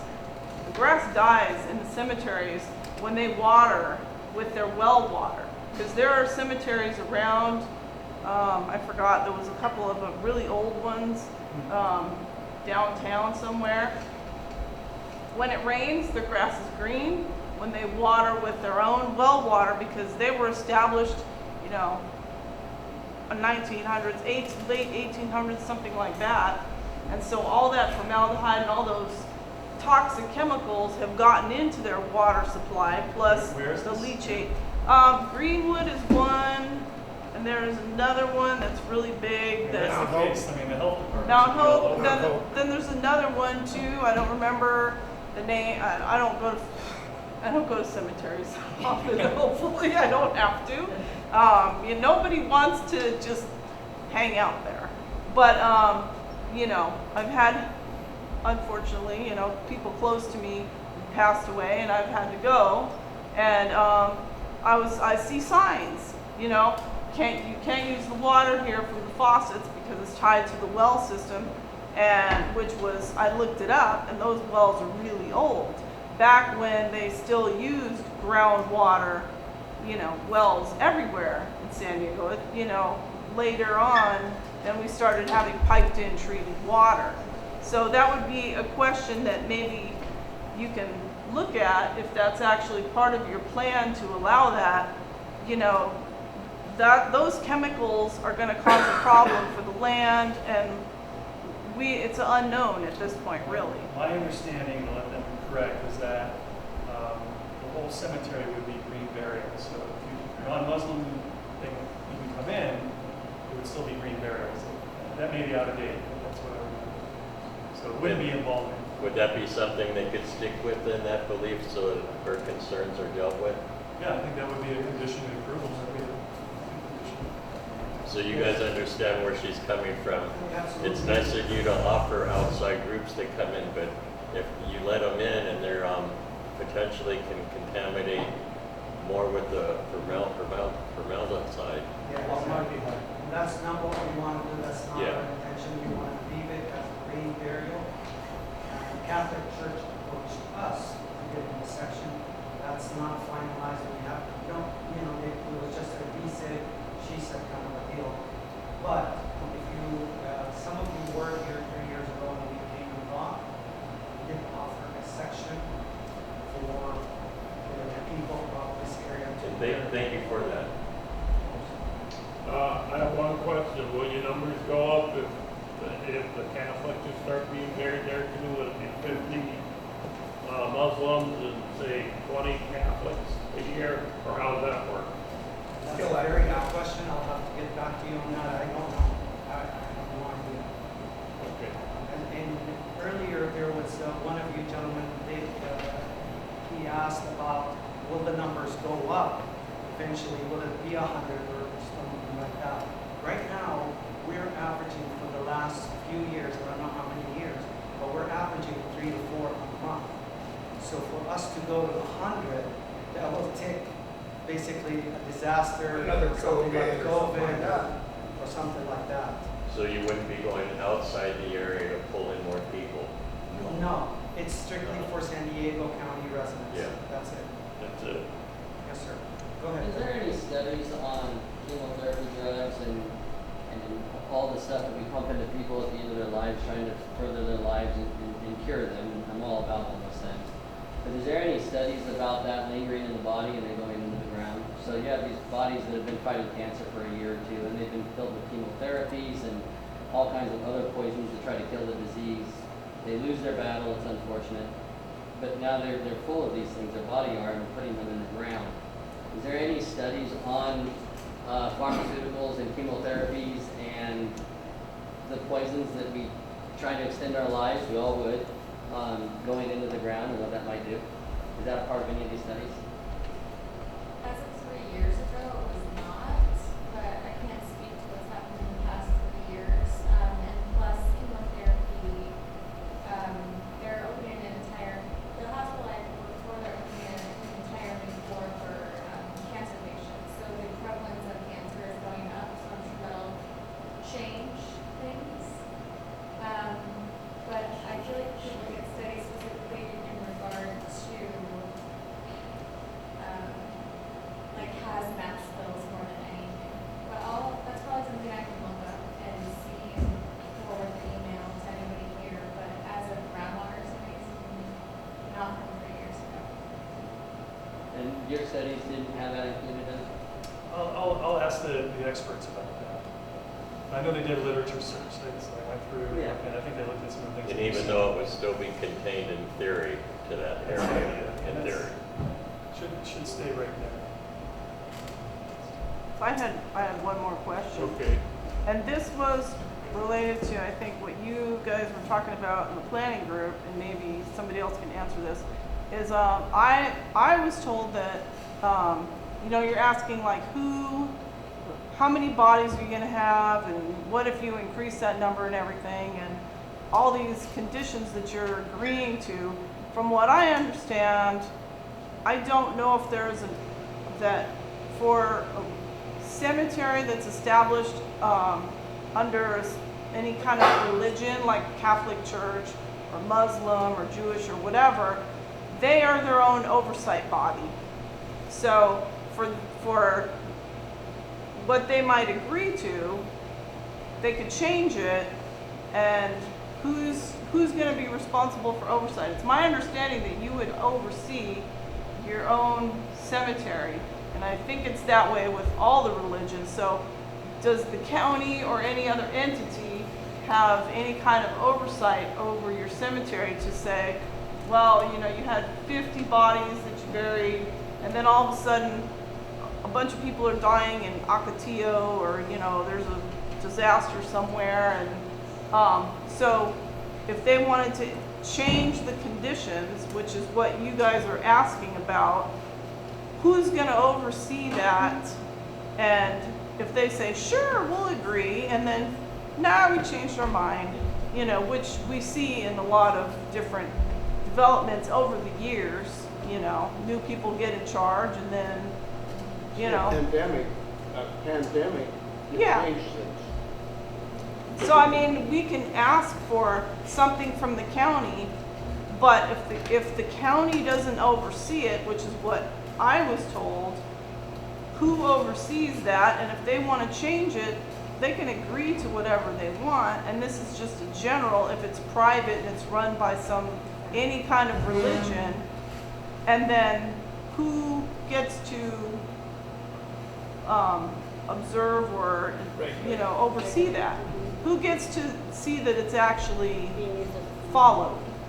And I was told there was a Catholic cemetery that was up north somewhere, and I was told they run their own cemetery and they're only accountable to themselves and the church, the Vatican or whoever it is. So I don't know if you can answer that question, if you have a body that oversees it. So there's just like the government, there's different levels, right? So they'll be in charge of their cemetery and operating, but they're going to have this approval, this major use permit, is going to have a whole string of conditions and requirements from the county that are enforceable by the county. That includes county planning department, that'll include county health department. If we've got streams and wetlands that are regulated, there's other agencies that will get involved, and they've got enforcement as well. So they've got permitting, like we're trying to get a permit here, and then there's also enforcement that enforces those permits, as well as other just overall health and safety laws. So like you mentioned the Greenwood Cemetery, their water is that contaminated, it's killing the grass. I mean, it could be salt, it could be anything, I don't know what's in there. And we shouldn't say that this is gonna be the same thing as in Greenwood, but if there's really a problem there, and it's, old embalming fluid that's in their water, the health department should be on that. Somebody should be noticing that. Well, it's not drinkable, you know. They know not to But if use you're it. recycling it, you just don't want Right. people exposed to anything, right? So, anyway, my point being is that there will be conditions on these permits. Any of those conditions are enforceable by the people that issue the permit, which in this case is the county. And this is county planning department that's going to be doing this. They're the ones administering the major use permit. But then there's health department. There's a whole set of laws for health department, water, sewer, air quality, and everything else. And that's why we're doing all these technical studies, all the environmental studies, so that we can satisfy all the different agencies. And so the answer is they will be responsible for managing and operating and complying with the conditions of approval. And there's all sorts of laws and conditions, all different levels that we'll have to live with. If they set a cap like I know they don't expect to be at 100 a year, but would that help? And are they even able to set a cap at a maximum? I think it's just awkward because, at some point if somebody dies, Yeah, and you're the 101st person, you got to say sorry. but still, And tell somebody you can't do it. if you're starting at 50 and you're offered 100, that's still a 200. It's a 100% It increase. seems to me like that gives you pretty good flexibility. I think the other thing is the average over a reasonable period, because what if there is a COVID and we have a crazy spike? We want to take care of people. We don't want people not buried. And you said 20,000 is the maximum amount at this site? This, what I calculated was under 10,000. It was like 9,500, give or take. And that's being very efficient. But the other thing that was originally on their site was that this was to help their community, so they could have the burial, and I'm maybe a little unclear on exactly how it was worded, but the burial was free, and then there was some other services that you paid for. I don't know if it was a ceremony or whatever it was, but another concern was, okay, so this is your plan now because you're using other cemeteries, but if you start doing this here, it's private. Obviously, you save a lot of money because cemeteries are extremely expensive. It is crazy. Everything is expensive. But, if all of a sudden another community nearby, because the people that you're mainly bringing in are at least half an hour to an hour away, you don't have a huge population. There isn't a huge population of anybody out here really at this point.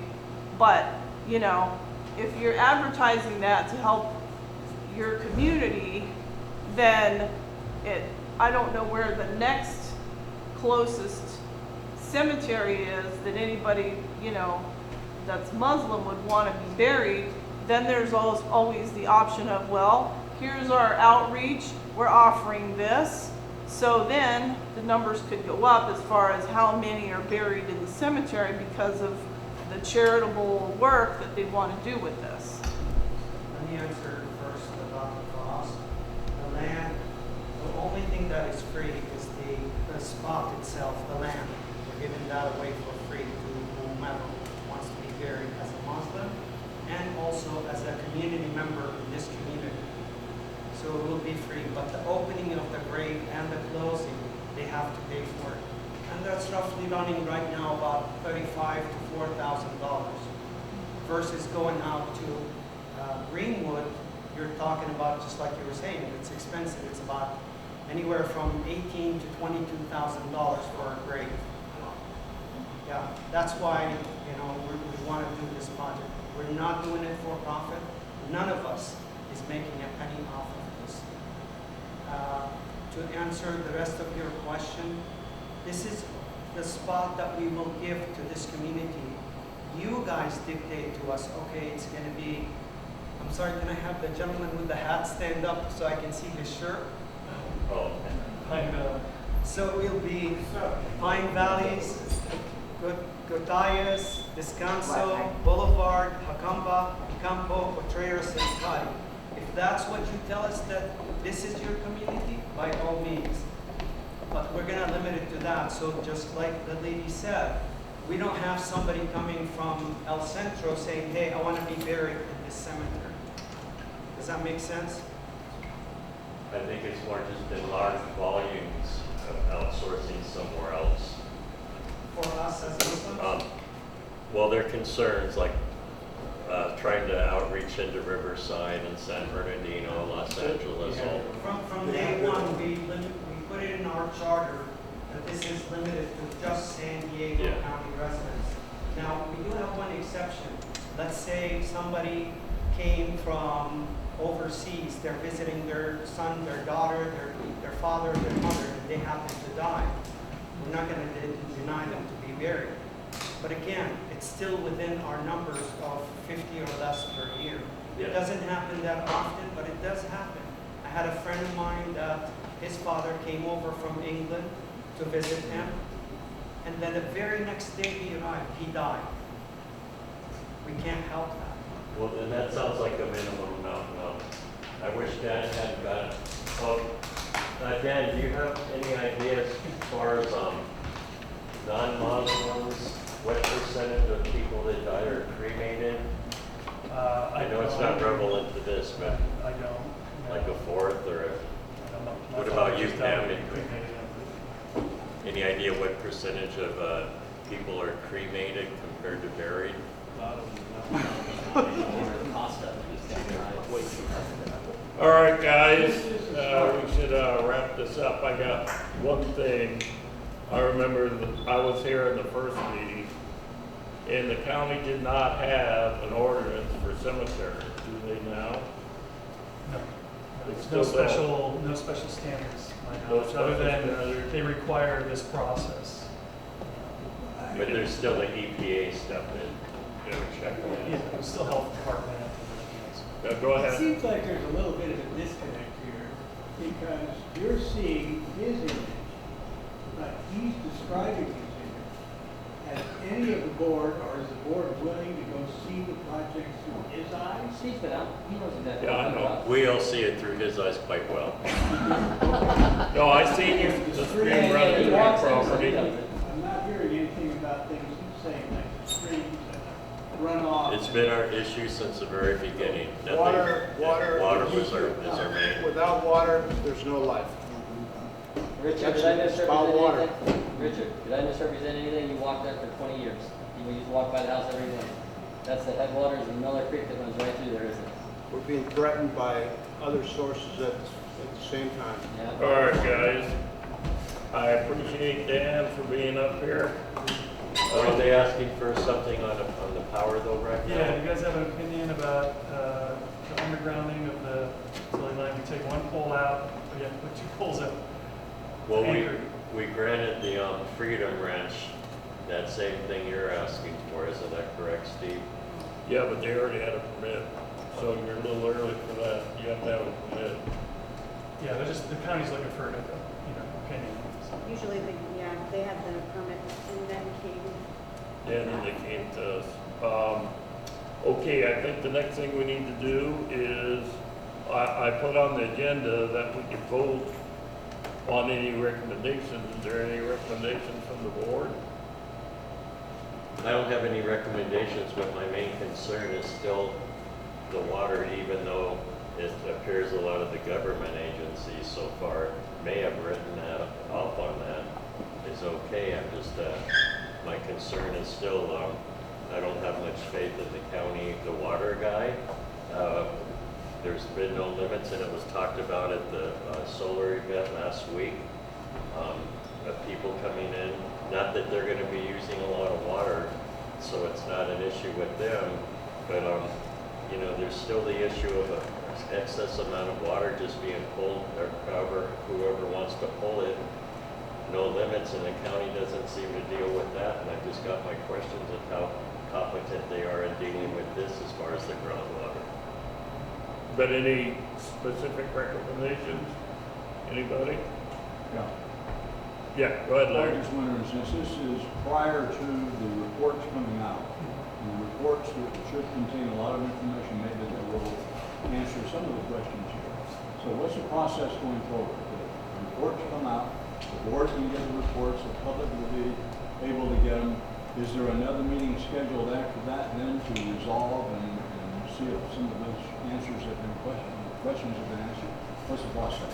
So the next major step is that all these reports and studies that I've been mentioning and summarizing for you will be out for your review. And they'll be out for a 30-day public review. I'm guessing that probably about 2 months from what I hear from the county. Sounds about right. So 2 months, they'll be released. You get a month to look at them and comment on them. Then the county's going to hear your comments and respond to your comments back.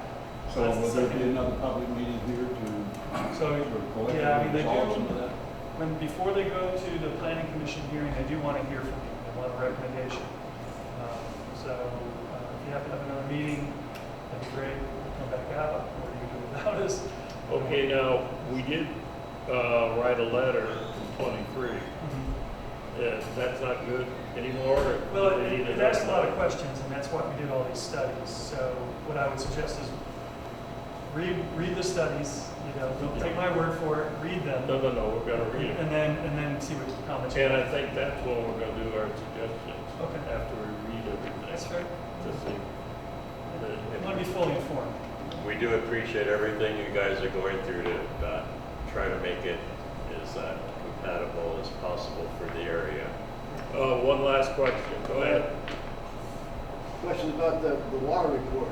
Like Ben was saying, we need to look at that report so we can say, hey, what's up here, you know? And there's a lot of questions.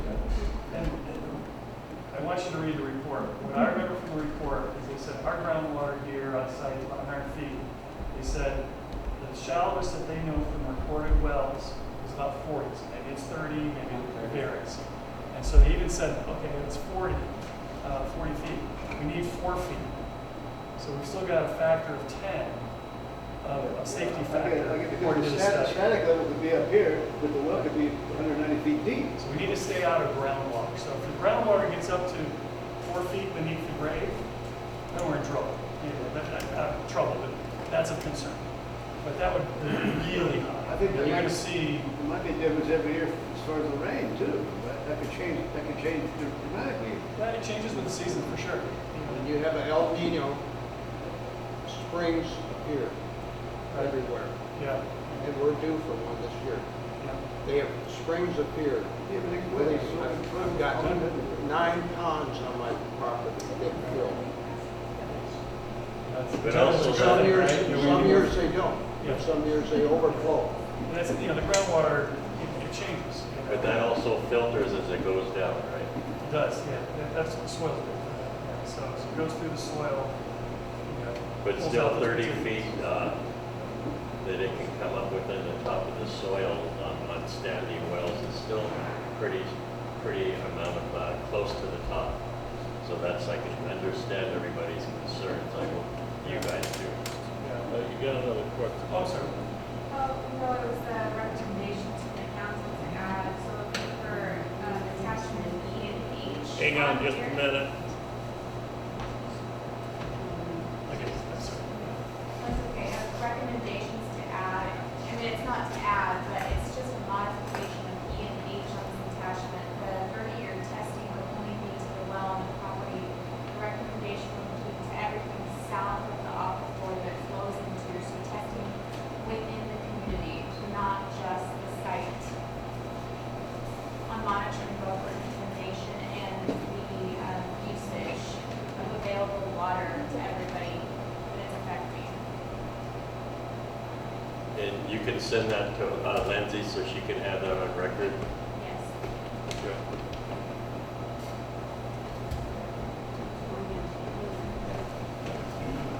Can I name your names? Amanda Stafford, yes. Thank you. I didn't handle it for some reason.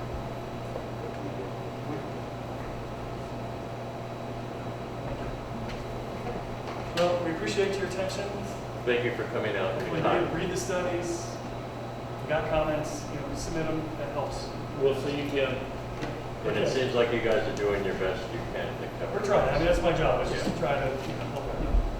I sat on one of these boards for 9 years. I know it's But you can see what a lot of- scary thing it can be for everybody that has a well. So. That's the thing. It's like when you have that vacuum of knowledge, then you think of the worst things. Put all your worst fears into those spaces. So we're trying to provide the studies so you don't have to be fearful. You can have some trust in it. Thank you. Thank you. Thank you, guys.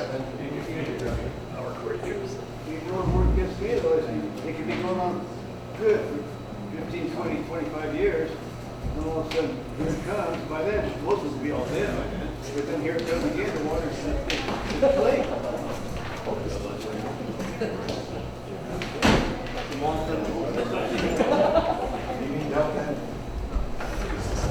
All right, guys, continuing to B. Shall Campo write a letter in support for a moratorium for Green House project east of Alpine? Anything else we can do?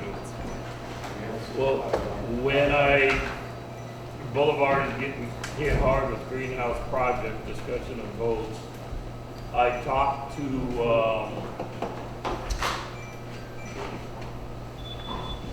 Mr. Hayes, and he says probably we should write a letter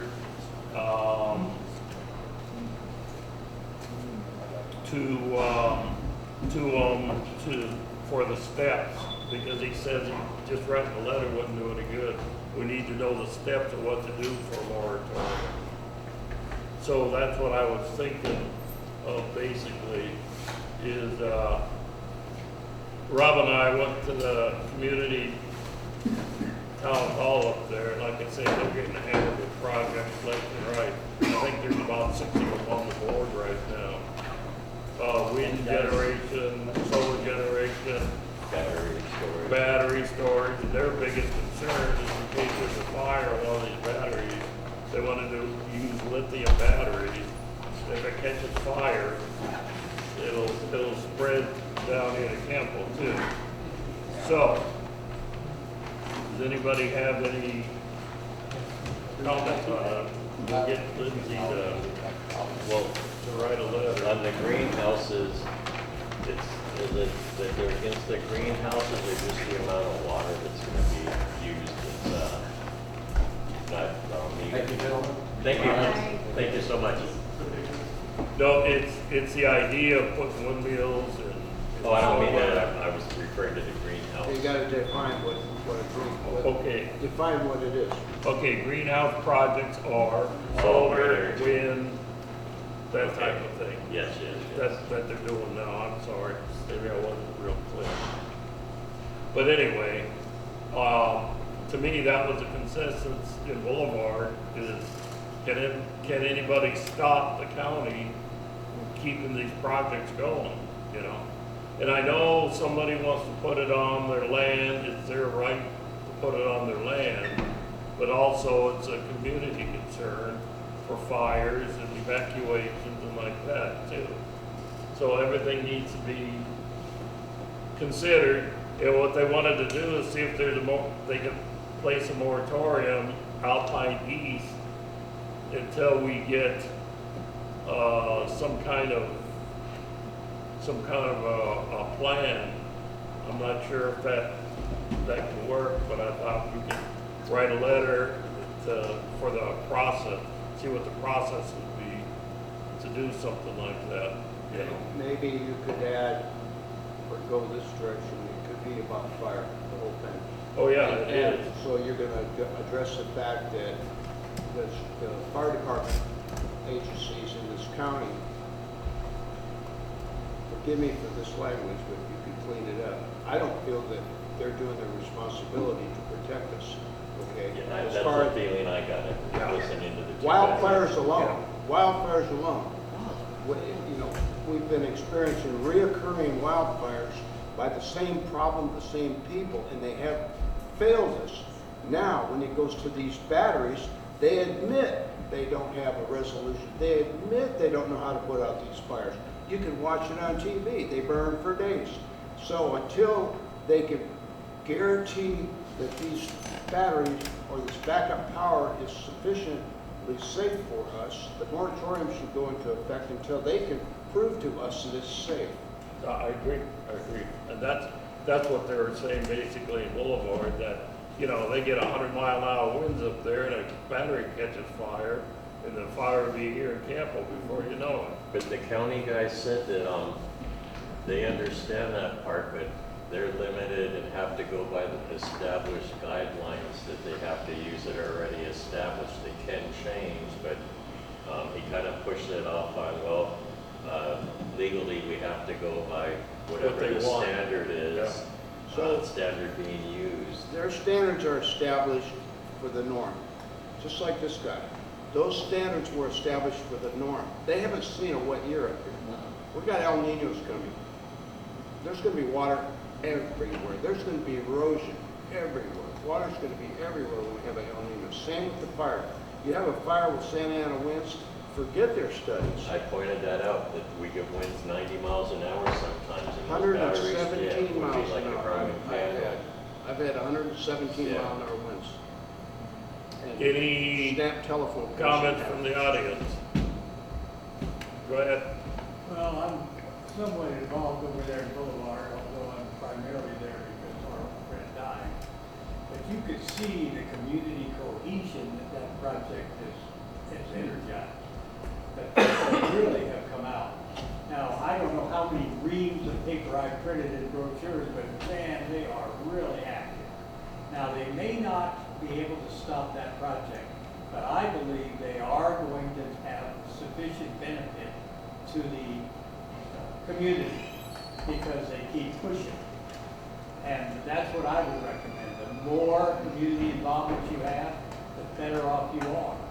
I mean, I've worked with Andrew and Joel Anderson's office, and they recognize that. As you know, we've had 2 town halls and a potluck and a bunch of other things, and they show up every time.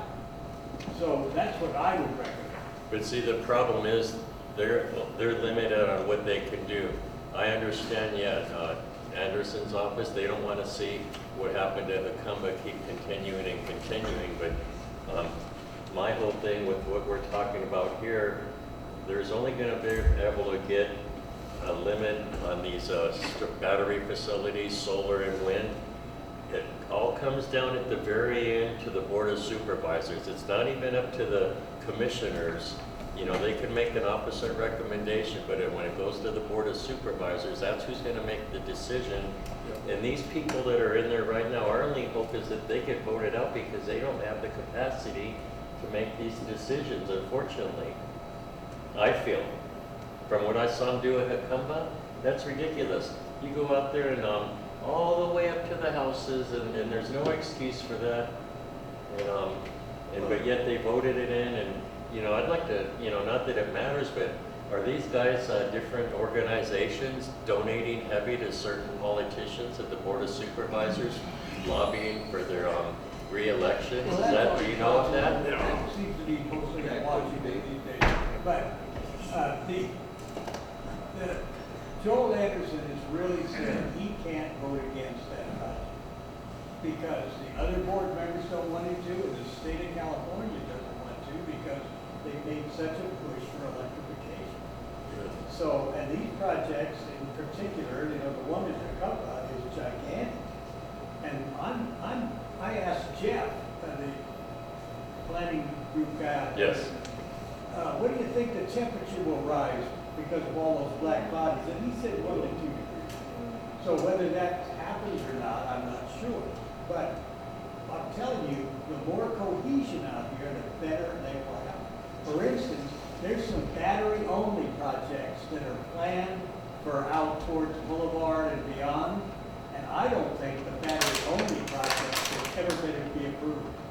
Because the way I've looked at the ones that have been proposed, they're just too tight. You know, they don't With the have. 10-foot spacing? Well, no, the distance out. Now, Jim Whalen and those guys did put the batteries a long way from the people. You know, they're on the other side of the solar panels. And they have responded in that way, but if I think that you see battery-only projects, they're not gonna be approved because they just won't provide the same spacing between or free space out to where people. What's your opinion of a space being used battery only versus solar panels? Well- Larger number of solar panels versus the smaller footprint of the batteries? Well, you may not have seen. Guys, we got to vote on continuation. Yeah, we can talk about it. I'd like to make a motion to extend, is it half-hour minimum? Half an hour till 9:30. Do I have a second? Second. Okay, all in favor? Aye. Opposed? Okay, go ahead. Well, anyway, you were there, so you saw, and you know, the county people kind of waffle. You know, see, I can't go beyond this rule and that. You're not gonna get those guys to do anything definitive. But what I'm saying is that we did a study, you know, the Fire Safe Council put out a whole thing, and I don't know, I think it's to all of the groups and to all the supervisors. And we recommended 20-foot spacing. And I think you heard in that meeting, I said, how can you go at 10-foot spacing when a regular traffic light is 12 feet? But they seem to be locked to 10 feet. Because they're projecting they can put enough water on the ones that aren't burning with that 10-foot interval as a buffer. They claim, and even Joe, that consultant who knows quite a bit about it, Yes. he claims it'll be all right. But you know what they do, they put a 1 3/4 inch hose on the left one and the right one and watch the thing in the middle burn to the ground. But what I'm hoping happens eventually as battery technology is changing, it's a race to get away from lithium because it's Yeah. expensive, is that it'll go to safer stuff in the future is the only hope on that, I think. Well, yeah, I mean, we're early, you know, we didn't start doing this stuff. Yeah. Ben? You know, something that struck me in that conversation when we were talking about Joel. It's a 3-2 county board of supervisors. That's what we got going on. 3-2. It's 3-2. And you guys are saying, well, why won't Joel do this? And I happen to know the answer to the question that you were asking because I've spent some time with Joel. And Joel finds himself in a unique position in this type of a situation. It's a 3-2 vote we're going to lose, right? I'm going to lose this. If I don't go along with it, I'll never build another road in East County. I'll never get your roads repaved. I'll never get anything else done because I need 3 votes to do something else. And I can't change the direction of that. So there's been a lot of times I've questioned the very thing you guys are talking about, and you're right to question it. But if we want to change the direction on something like that, it's not Joel's vote you have to go chase. You got to go chase those other 3 people's vote. Yeah, you. So just something to keep in mind. Well, you probably know that Joe Anderson talked to Mark Paloma, one of the other supervisors, all out here and took her out to Campo and had lunch. And the whole impetus was just to convince other board members. Yeah. Now, the guy who was doing the most talking at that town hall, he didn't like it when I told him at least 3 of the supervisors believe that San Diego County ends at El Cajon. Yeah. Absolutely. And he said, oh, no, that's not true. And I said, that's it. Yeah. But that's why he brought that Paloma out here, was just to say, you know, there's people out here. Well, that must have been at least a little something somewhat positive, at least if she came out and looked. Yeah. Okay, guys, what do you want to do? So, what I propose is not to write a letter to do it, but how to do it. The steps on how to go about putting a moratorium if you can. Because I talked to Hayes too, and he said it's pretty complicated. He said the better question would be how to do it. So we know every community would know how to do it. So that's my thought. Anybody got anything? No, because I kind of don't understand what you're saying. Can you break it down a little bit more as far as you want to narrow down No. we're asking them? No. What Hayes was saying, if we just wrote a letter and say we want a moratorium, it's not going to go anywhere. Yeah. Right. So what we asked them is how to go about it. What steps do we need to take to get one, you know? Well, I don't know. So we write a letter to the board of supervisors, the chairman and all of them, saying, we propose, we want a moratorium, how do we go about getting one? And see what their response is. Instead of a no. Yeah, see what I'm saying? Yes, exactly. It kind of sets the stage for them to tell us Yeah. how we get what we want. And as someone that's more, They're the concern. knows quite a bit about it, did you follow what he was saying? Yeah, Yes. but you know what I do, I take somebody like Andrew and say, hey, I'm the one supposed, I would ask for it too. Yeah, and that's They don't know shit, but I just come in and. But it's say, involving them in the process at least. Well, and then you fire at them, but. Yes, yeah, You know, well- I'm serious about this cohesion thing. I don't think just And what does you that guys look- should write a letter. I Yeah. think that every one of the board, of the planning group out here ought to write a letter. Or individual letters and all submitted at the same time. Then the Yeah, we individual can. letter can be the way you're saying, we're asking how to go about. Well, we can start with the first steps and go from there. But, and like I say, what Hayes told me is there's a lot of complications, there's insurance and all kinds of stuff that'll get in your way. He said, ask them how to do it and see what they say. I said, that sounds good to And then me. in that case, it may at least end up in a reduced number going, being put in East County, possibly if they didn't do a complete moratorium on it, then at least a reduced number could be Yeah. the end result, at least that's something. Yeah. So, So is there a motion? yeah, make a motion, to write a letter, to the board asking them what our best process is to, install a moratorium in the East County on these projects, because they just seem to be getting too out of hand. Due to the fears of the surrounding community. And improve technologies, maybe as far as battery technologies. Like she said, in a fire too. Yeah. Well, In the okay. fire. Second. Second, okay, everybody agree? Aye. All right, anybody opposed? All right, and then what we'll do is she'll write a letter, and then next month, if we approve it, then we'll send it. All right, old business. Standing subcommittee reports, anybody have anything?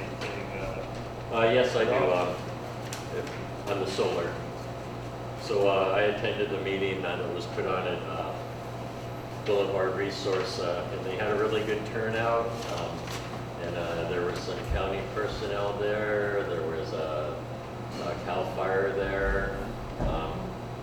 And everybody is strongly against it. And the one question that seemed to always, be most impressive is, how much do they want to take from the communities back here as far as putting in these solar and batteries facilities? I would have thought that what they did in Campo would have been enough. But the thing is, you've got a special interest entity businesses that don't really care, probably often from out of the area. And so it really, and like the county people said, it all in the end sits with the board of supervisor vote, no matter what somebody else may recommend. But it really looks like an uphill fight, even though the communities are against it. And apparently, they were belittled by the, what are they called again? The committee that's before the board of supervisors? They have, Commissioners. Apparently, the commissioners belittled the 300 people that live in Boulevard for wanting to impede a project like this. But anyway, a lot of community showed up for the event. Everybody's doing the best they can. And I personally wish them the best luck, but at least at this time, it seems like the deck's stacked against them because of the board of supervisors that are in place. Years ago, when the windmill thing started, the board of supervisors declared this a wind resource area. Yeah. Now it's probably a sun resource area. So they just, they're going to push it this way, Yeah, where it should be. All this power should be generated at the source where it's needed. Exactly. On top of the buildings, on top of parking lots. Yep, local instead of transmission. that's what you put in your letter too. Yeah, yeah.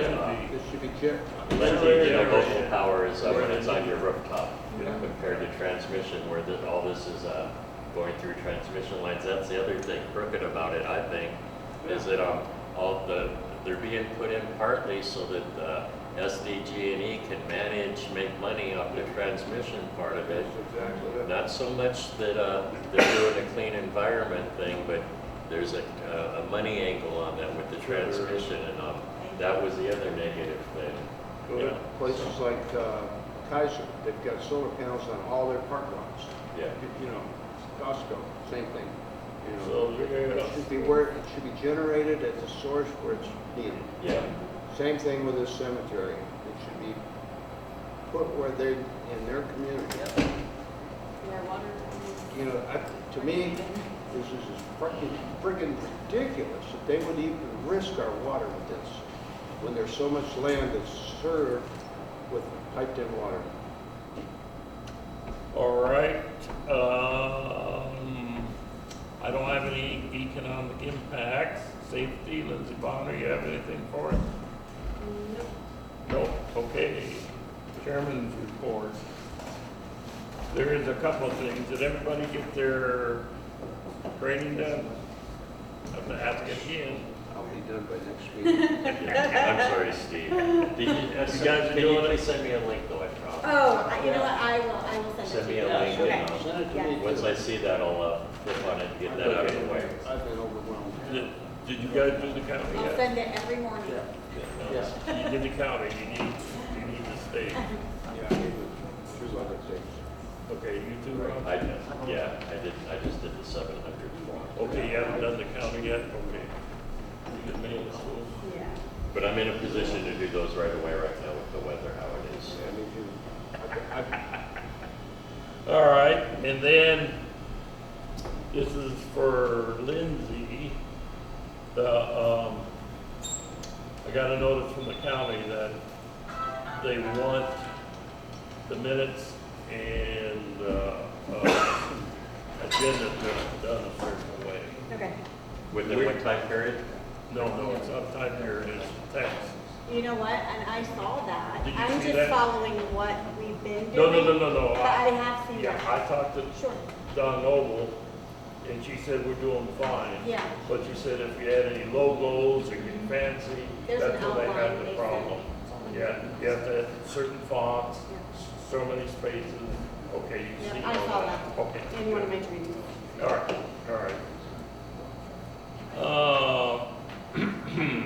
Expense reports, correspondence, update on potential action items. Anything for the board for next month besides the letter? You gonna write the letter for, okay. Any suggestions? You guys stay on the ball if you need that letter from us when the time comes. Let us know, enough in advance so it doesn't lapse, a longer time than it needs, because we're more anxious than you to get that property transferred into somebody that can do something with it. I'll email the board a business plan that we sent to Yeah. you, so you have an idea what we're gonna do. And then at least maybe they can have it on file, because if that, from what I went to another meeting, it does help to have be endorsed by the board with the letter. Well, You may not need that because you're doing it differently, but keep in mind. Well, we actually met with PDS on the 11th, May 11th, and they were never here. So Yeah. we did a walking tour of the whole, everywhere. Yeah. They were a little bit embarrassed, I would say, with the conditions and everything. Yeah, So good. I think that started the ball moving. All right, so we don't have a request for agenda items for that upcoming agenda except for that letter. Adjournment, do I have a motion? I'll make a motion. I second. Everybody in favor, aye, opposed, no. All right, guys, thanks. Thank you.